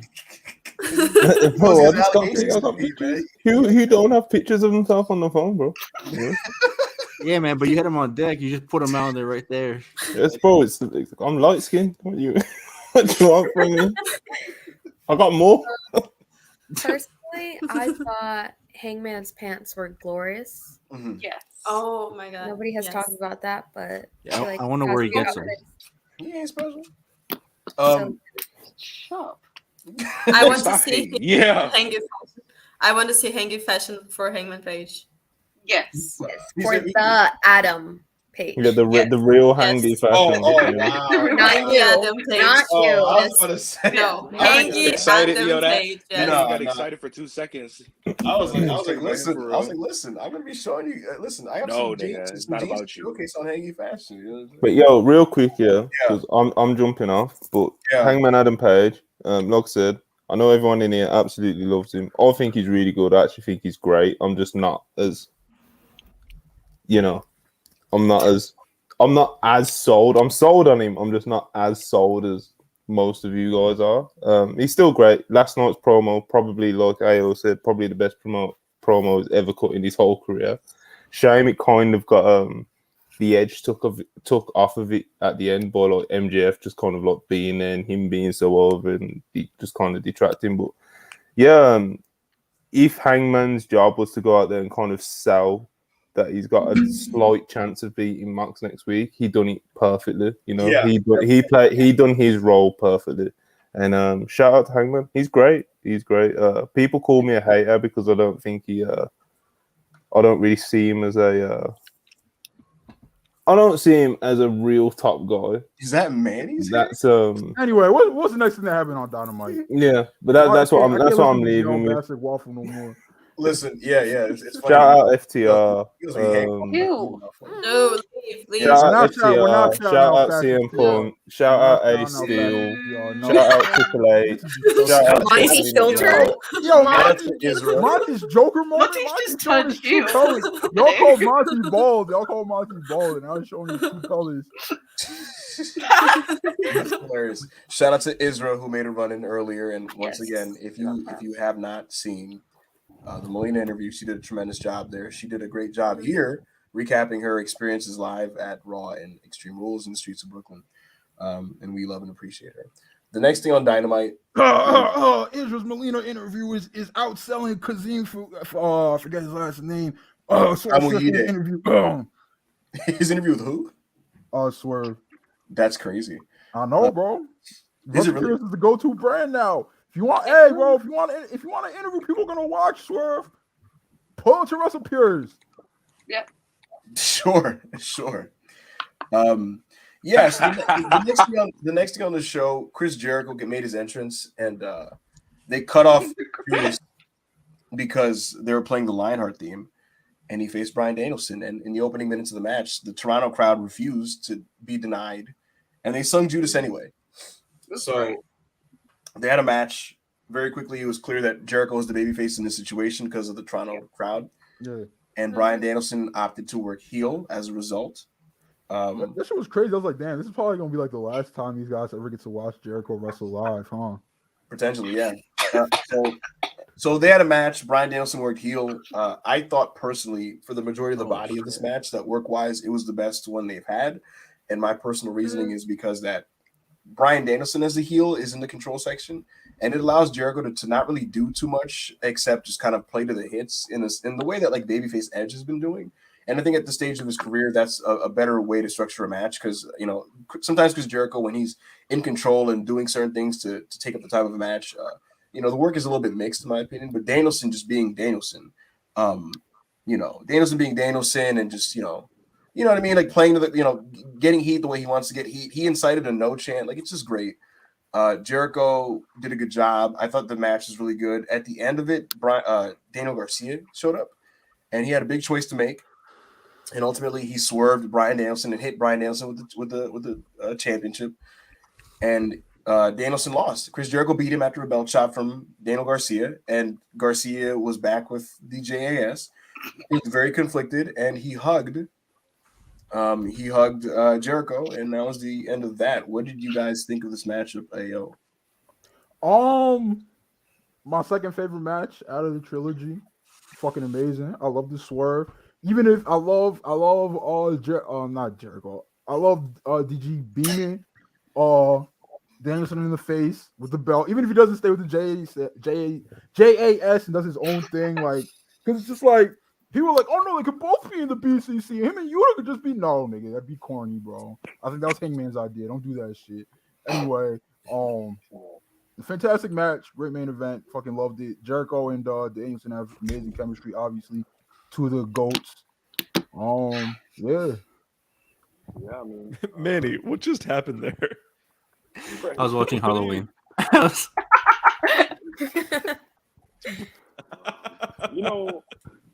crazy. I said it before. If Jericho's a Republican, I'm a Republican. Another 4-star. You know what time it is? Every week, every pay-per-view, every 4-star. On God, all year, every year. So if Jericho Trump 2024, Big AO Trump 2024. You heard? I'm gonna be right out there at them rallies with him on stage too. On God. Anna, what did you think of Bryan Danielson? I'm just not entertaining that. Anna, what did you think of the Bryan Danielson Chris Jericho match? I think was my favorite from them, to be honest. I also thought it was my favorite. Yeah. And did you the whole thing with Garcia, I guess. Like, I was surprised. I don't know why, but I was surprised. But yeah, I guess I don't know, because I was excited to see Garcia like with Bryan. I liked it sparring, so I don't know where this is gonna go, what they're gonna do now, but I mean, it was a good match. So yeah, are you go ahead, Alexia. I just hope like this angles like leads to Danny being double champ. Yes. Oh yes. What do you guys like the choice he made here? I love it. Would DG be in the BCC be cool? Oh yeah, it'd be cool as fuck. But not everybody has to be in there, bro. Y'all hate the Bullet Club so much, but they took every over guys in act and put them in Bullet Club. Then y'all started crying. Every cool stable doesn't need 50 people, bro. Right. NWO. Exactly. Oh my God! Look at Monty. He making the scrolling bar underneath. That's hilarious. It's been 15 minutes since we got a super chat. Yeah, it's insane. All these. What the fuck is wrong with you people? Yeah, like we have ACA here. You know what I mean? Blessing you guys. You know, taking time out of their Affordable Care Act. ACA. They're here. They're taking time out of their days. You know, to bless you guys with wrestling opinions. Stepping on Simps. Yeah, absolutely. And it's like usually what it's Charlie, Anna, and Alexia. They just step on Simps every day, all day. That's how they get paid. That's how they sustain their lifestyle. What kills me is like Charlie, Anna, and Alexia are here, and you're not going to give them money. Like that's crazy. Crazy to me. I couldn't. They all put their hands up. It's like what? Like where's our money? You know, it's just kind of crazy to me. Like you gave more money. That's just crazy. It's my birthday next week. What are we doing? Wow, yeah, it's birthday next week. The other funny thing is this bottom scrolling thing. Like, there's so much comedy potential there. If you want to troll, yeah, you just put anything. Yeah, you just put. You'd be like Dax Harwood is racist or something like that. or Parker, the real crimes that we've known Dax Harwood commit. Well, I'm not gonna say live on air. You know what I would do? I would make I would find a thumbnail picture of Omos and just have it scrolling across the bottom. Bro, yo. Boo. Shut up. Listen, so the next thing, This is crazy. The next thing on the show was a women's tag. It was Britt Baker and Jamie Hayter versus Hikaru Shida and Toni Storm. Anna, I just have like one thing to say about this match. Oh my God! Did you guys notice? No, did you guys? Like Ariel Hero. Crazy. Okay, but I literally just have one thing to say about this match. Did you guys notice that they were getting "This is awesome" chants, and then someone started moving again, and the chants died?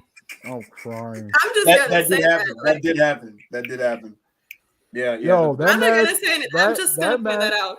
That match was awesome, and Chris tweeted. Chris DM'd into the WrestlePeers group chat. Right, he said people won't admit this, but AEW's women's division has been better than WWE since Triple H has taken charge. And I said I'm gonna tweet that, and I edited it a little bit, fixed up a little bit of the grammar, and I tweeted it out. And thank you so much for the tweet got a moderate amount of traction, and everybody that was yelling to the void, yelling at me, calling me a shill, saying I don't know what I'm talking about. I didn't read any of your tweets. I muted that shit as soon as I pressed send, and I never looked at that. So cried, suck my dick, cried. Charlie, what did you think of the women's match? I thought it was really good. I really like the formula of the tag matches. I think they're doing really well with it. Jamie Hayter needs to be pushed more because she is getting some of the loudest reactions every week at the moment. Yeah. And it's crazy that they're not pushing that story forward more. I think they need to have her and Britt feud away from the title because that just doesn't need the title involved. And it needs to happen sooner rather than later. Thank you. And it should have happened. Like, it's insane that it's didn't already. Yes, like building for it feels like a year. You know? Even more. Like, I don't know. It feels like forever. Jamie Hayter did get like a bit cold, and I think that's why they might have delayed it because they needed to heat her back up. And then they did the bait and switch, and it didn't happen. But they just need to pull the trigger. Yeah. Ayo. Yo. What did you think of the tag match? Hold on. Nia Cross, $20 super chat. Go. Mia, we love you. Mia, She's the reason why Umpires will all be wearing Sting face paint. Friend of the WrestlePeers podcast, yes, an absolute queen. We appreciate you, Mia. Thank you so much for the $20 super chat. Mia. That's incredible. Yeah, we're now roughly, I would say $2,000 away from paying off. Shout out to Trell, bro. Trell gave us a super chat, $5. Yeah, I said shout out. Wave. Shout out to Russell Wave. They are part of the WrestlePeers Live extension by Unpures. Shout out to Russell Wave. Absolutely. Yeah, was gonna say, Rob, what did you think of the women's tag match? No comment. Manny, what did you think of the women's tag match? It was awesome. These tags have been great. Toni Storm is like the best AEW Women's Champ since Shida.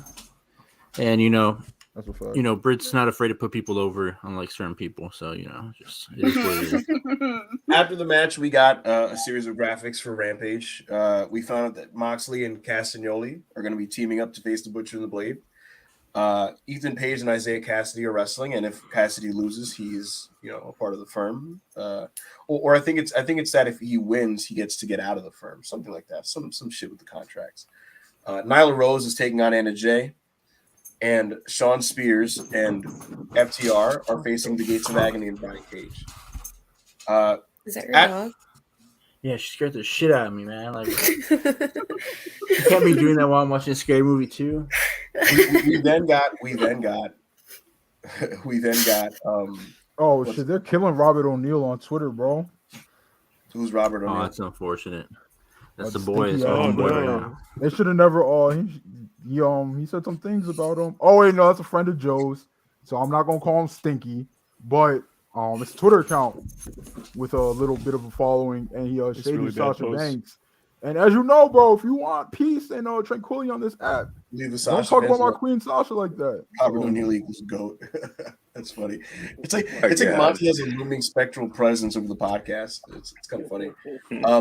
We got some announcements for next week's Dynamite, which for those who are forgetting, it's next Tuesday. It's not Wednesday. It's going to be preempted. It's going head to head with NXT. So for those who missed the NXT versus AEW wars, they loved all the discourse that came with that and the ratings and stuff. Next Tuesdays for you, that Dynamite is going to feature Jon Moxley versus Hangman Page for the AEW Championship. Toni Storm is defending her AEW Women's World Championship, the interim Women's Championship, against Hikaru Shida. We're going to hear from her. Yeah. That's a really great matchup. It's going to be awesome. I hope so. Yeah, we're going to hear from MJF. And scheduled is a Renee Paquette interview with Bryan Danielson and Wheeler Yuta. So I'm really curious what happens there. But the next thing we got was the main event, which is Orange Cassidy and Pac for the All-NA Championship. Disgusting. And I got to say, this match was like, it wasn't good. It wasn't very good. It was incredible. It was absolutely fucking incredible. In my opinion, I did not want Pac to lose though, but it was absolutely no. And I'm not happy that he isn't champion. But as a match and as a general piece of business, this main event, I thought it was tremendous. Actually, I thought that this was like one of the best Dynamite matches ever. The crowd was incredible, and my feeling on the Orange Cassidy Pac matches is that it was beginning to feel like the law of diminishing returns, because I think every match since Revolution has been like way worse. And they haven't been able to way. The triple threat was fucking amazing. I'm talking about their singles matches. How many have they had singles matches? Like 3 or 4. Wasn't this the first? Like not the one last night, but the one like a couple weeks ago. Wasn't it the first one since? No, Revolution? I thought it was the first one. No. They wrestled at Daly's place. Oh, Are you sure? Yes. I think in like 2019, I don't know if it was a dark match or like. I'm gonna look it up right now. They wrestled It was in Dallas. It was Pac and Orange Cassidy. I think it was like 2019. Yeah. I'm gonna be right back. Yeah. There's spoilers for Rampage going on, so if you want to avoid them, avoid them. I always do. So let's look here. So they wrestled a singles match at Revolution. They wrestled again in Daly's place in May. The double knockout. I remember that. Yeah, it was didn't somebody get like hurt or something? Orange Cassidy got spiked on the Liger bomb, and they had to go to the finish a couple minutes after that. Like the match continued, but Orange Cassidy. That was the only time they had wrestled since Revolution. That was the only time. And so there's been 2 rematches before this one. Yeah, my general point though. Charlie. My general point is that none of the rematches have been remotely as good as the famous Revolution match. But then with this match, I just think the combination of just the setting, the situation, something about the performances, it was so great. I thought that their Arthur Ashe match struggled from the fact that Pac, he's not like a full-on heel anymore, and he didn't choose to work heel in the match. And being there live, like the fans didn't really know who to cheer, so we just kind of sat there and watched it. Here, Pac fully leaned into being a heel. Orange Cassidy's Orange Cassidy. The crowd is just really happy to be there. And it just all worked out as a perfect storm of just great wrestling and great counters and charm. Danhausen's interference spot actually worked really well, because it was a babyface ally thwarting the heel trying to get one over on the good guy. We got this dramatic morality play where Orange Cassidy wanted to get his get back and used a hammer on Pac, but he chose not to because he's a babyface. It almost bit him in the ass, but Orange Cassidy kicked out, and he ultimately won with 2 orange punches. I thought this match was awesome. It was like 9 minutes long of TV time, which is like astonishing, because it felt like this big dramatic super main event match. And like when you find out it was only 9 minutes, it's like mind blowing. Orange Cassidy long term as the All Atlantic champion. I don't know what's going to come of that. I don't know if that's the right way to go. It almost feels like Tony Khan. He's always liked Orange Cassidy. I feel like he finally wanted to give him something, almost as like a reward. Finally, God! I feel like he's finally. Absolutely. I felt like he wanted to just give him something because of how over he's been for so long and stuff. So good for him. We'll see where this goes. Alexia, what did you think of the main event? Oh my god, I thought it was phenomenal. It was a long time coming, definitely. I think Pac is a master at selling DDTs and everything. He's just so good at that. But I'm really fucking happy for Cassidy. I think it was, personally for me, I think it was a good choice. Even though I love Pac, I love Orange more. Terrific match. What was I going to say? Charlie, what did you make of the main event? do you think Orange The real nigga is back. They try to stop me. Hangman try to stop me. Monty try to stop me. Even Parker try to stop me. He's a white supremacist, but they can't stop me. I'm fucking back. Crazy. Thank you. Yeah. We're gonna stop the tyrannical racism of Parker one step at a time. Charlie, did you enjoy? He said, "No, you won't." Charlie, did you enjoy the main event? And do you think Orange Cassidy's holding this championship on? I thought the main event was really fucking good. It was my favorite match of the night. It was just so much fun. They weren't. I think it's the best match they've had like in a while. It was definitely better than the one they had at was it Arthur Ashe that they had? Yeah. It was way better than that one. I feel like the crowd were more into it as well, but like you said, it's because of Pac was leaning more into the heel stuff, and I definitely don't think he's a tweener anymore. He's definitely like going full heel, and I'm really interested to see how that plays into with the Lucha Bros, because obviously they're still very babyface. Orange Cassidy as champion is going to be interesting, I think. I hope he defends it outside the promotion, because they did that a little bit with Pac, and then it really slowed down, but I'm guessing that's Orange Cassidy, not to cut you off, Charlie, but Orange Cassidy has not worked a single Indies match since signing his AEW contract.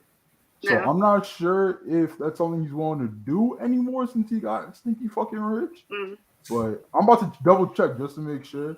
Yeah, but, I hope he does, because of I really liked what Pac was doing with that, like the match he had with LJ Cleary and that was really on Dark. That was really cool. Who was the other one? I can't remember who the other was. It against RKJ? It might have been. I can't remember.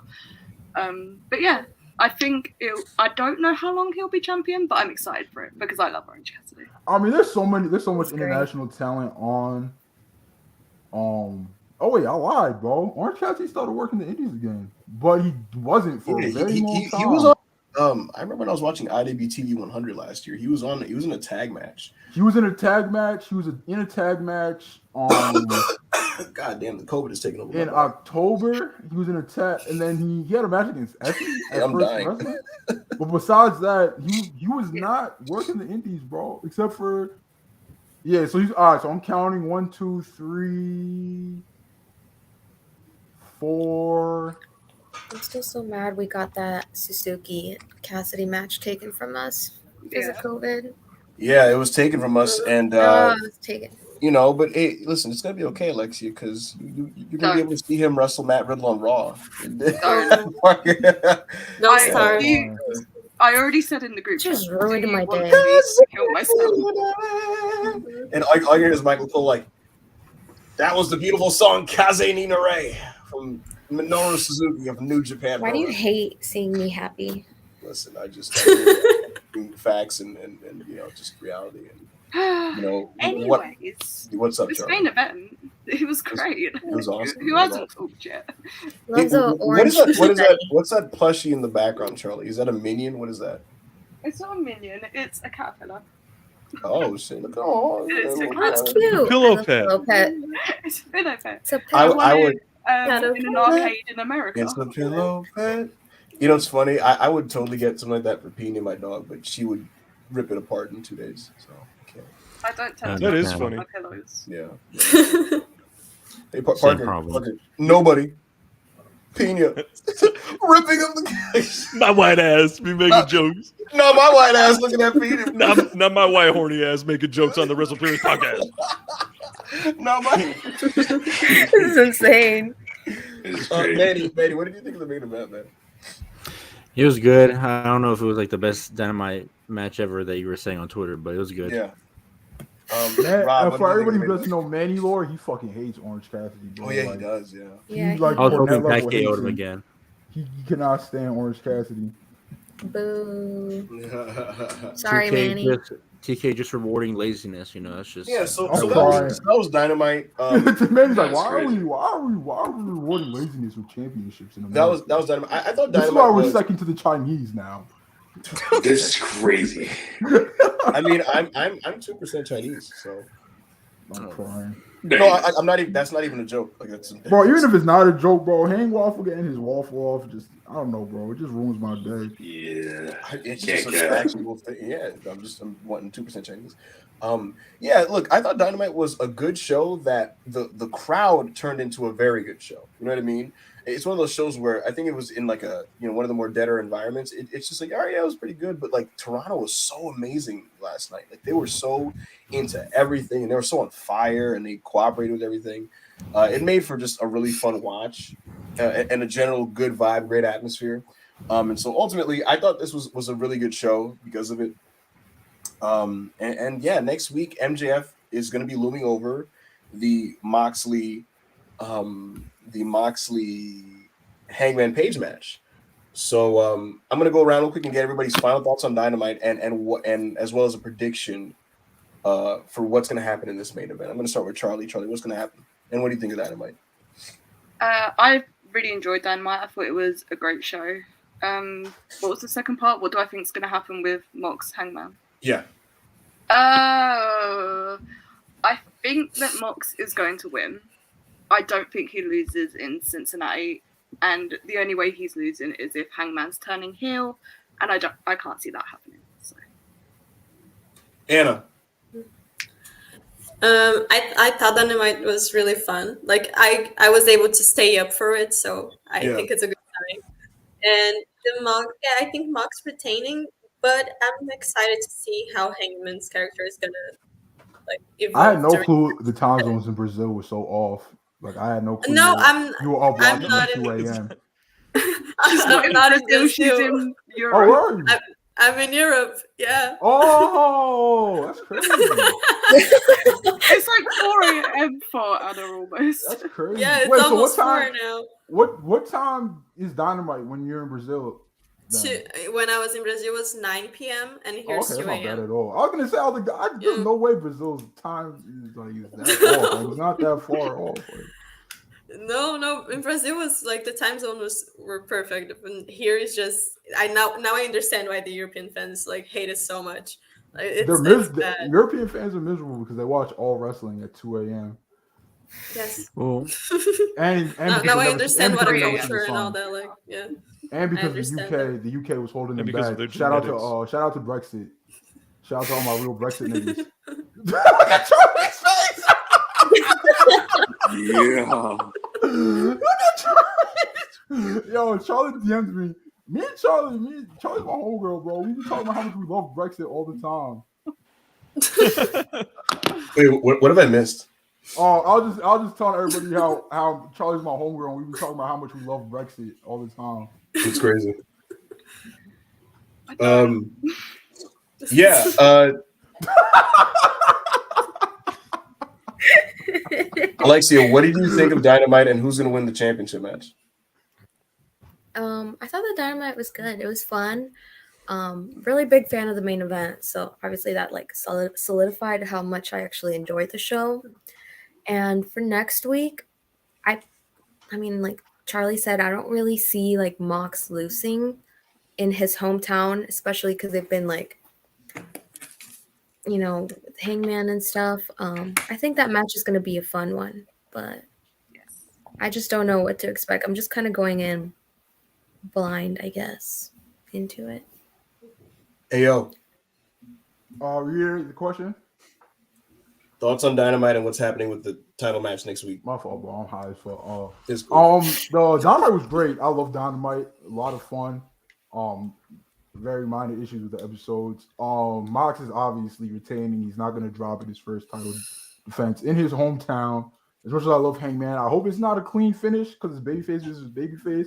And TK, little bro, if you're listening, you wouldn't have to run babyface versus babyface all the time if you would turn some more overact heel. Like, thank you for doing it with Swerve, but like, we gotta start.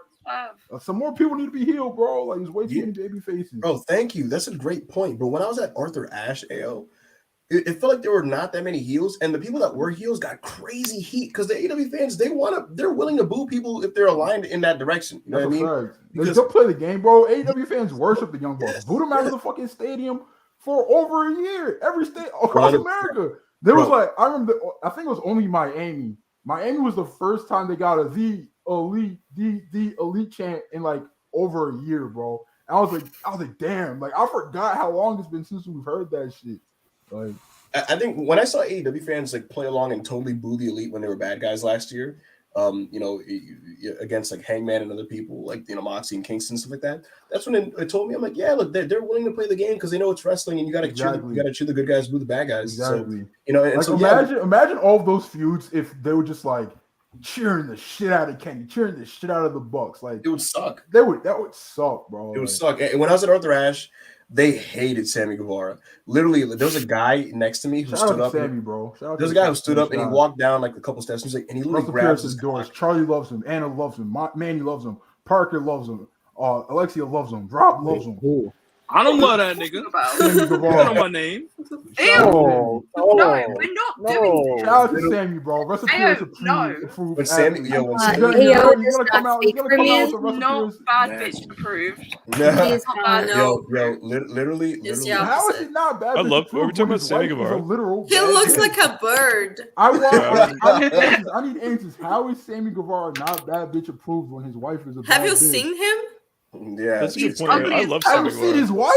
He looks like a brush. I'm like WWE fans with the Miz. It's like, yeah, maybe. Yeah, I was gonna say. Not over. Sammy's not over, but if you see Maurice, they literally think that's a talking point. He's really bad at wrestling, but he's having a good life. I remember when I said the Miz. Sammy.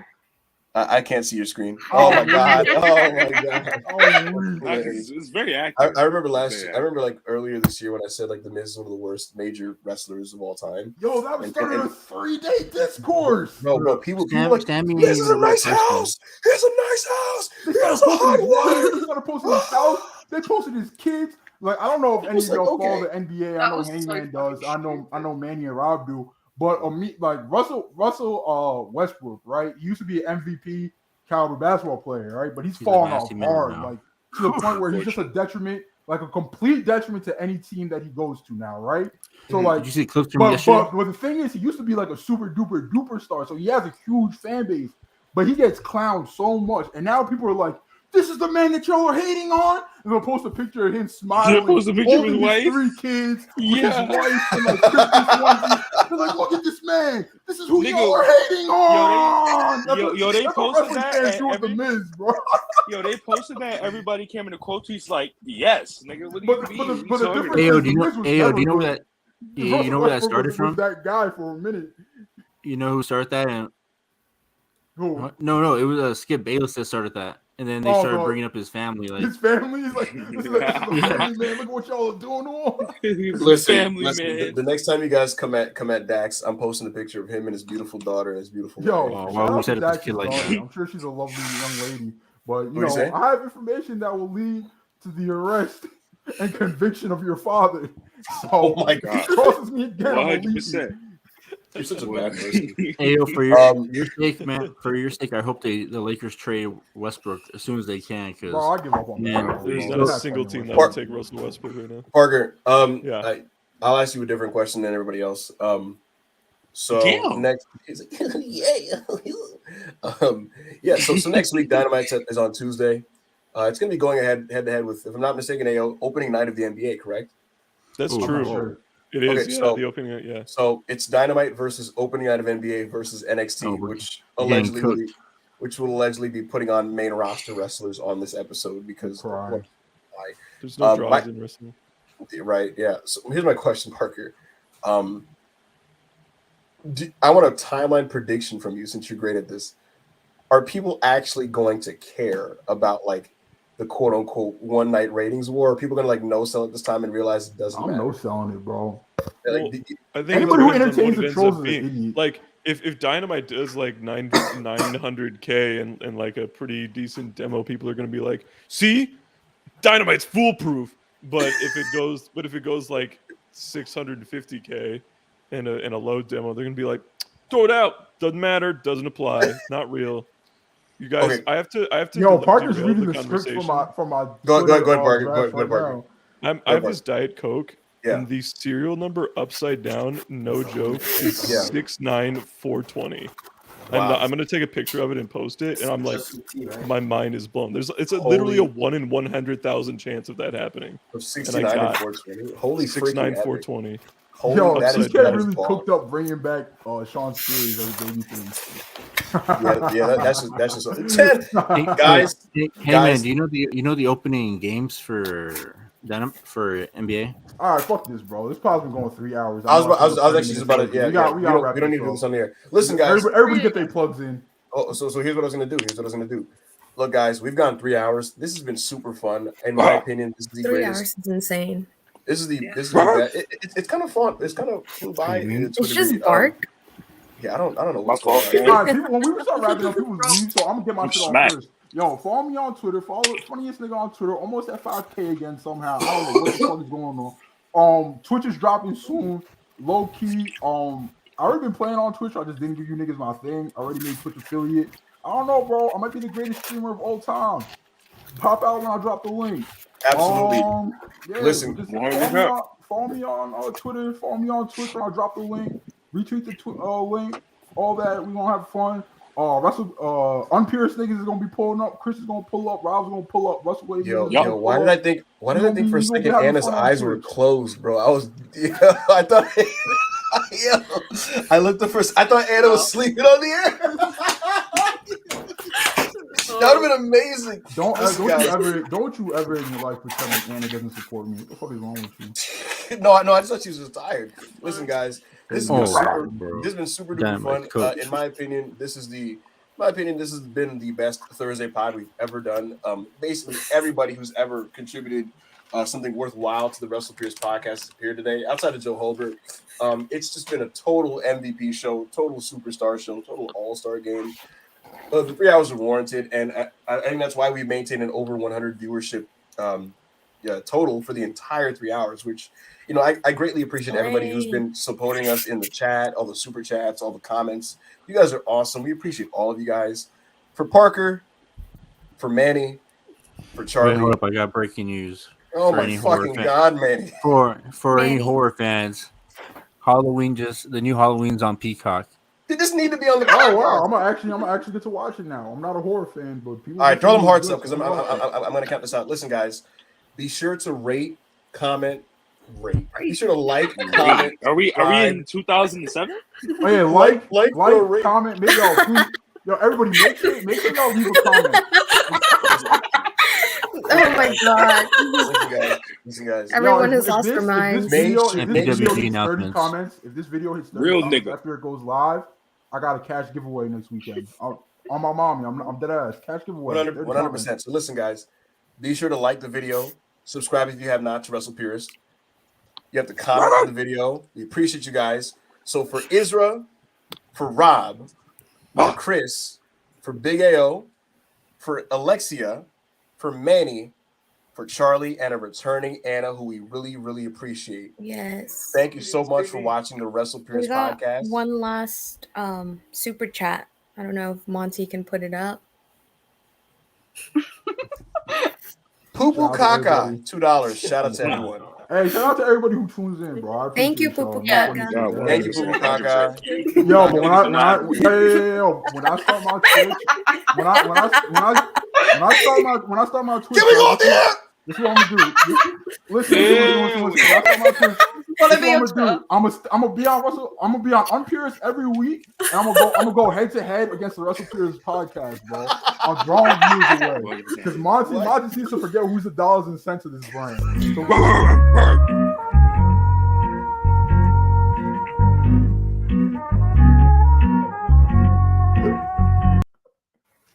Monty, you bitch. Monty, I know you're here. You bitch ass nigga. Get the fuck over here. Monty, you bitch ass nigga, bro. I know you're here, bro.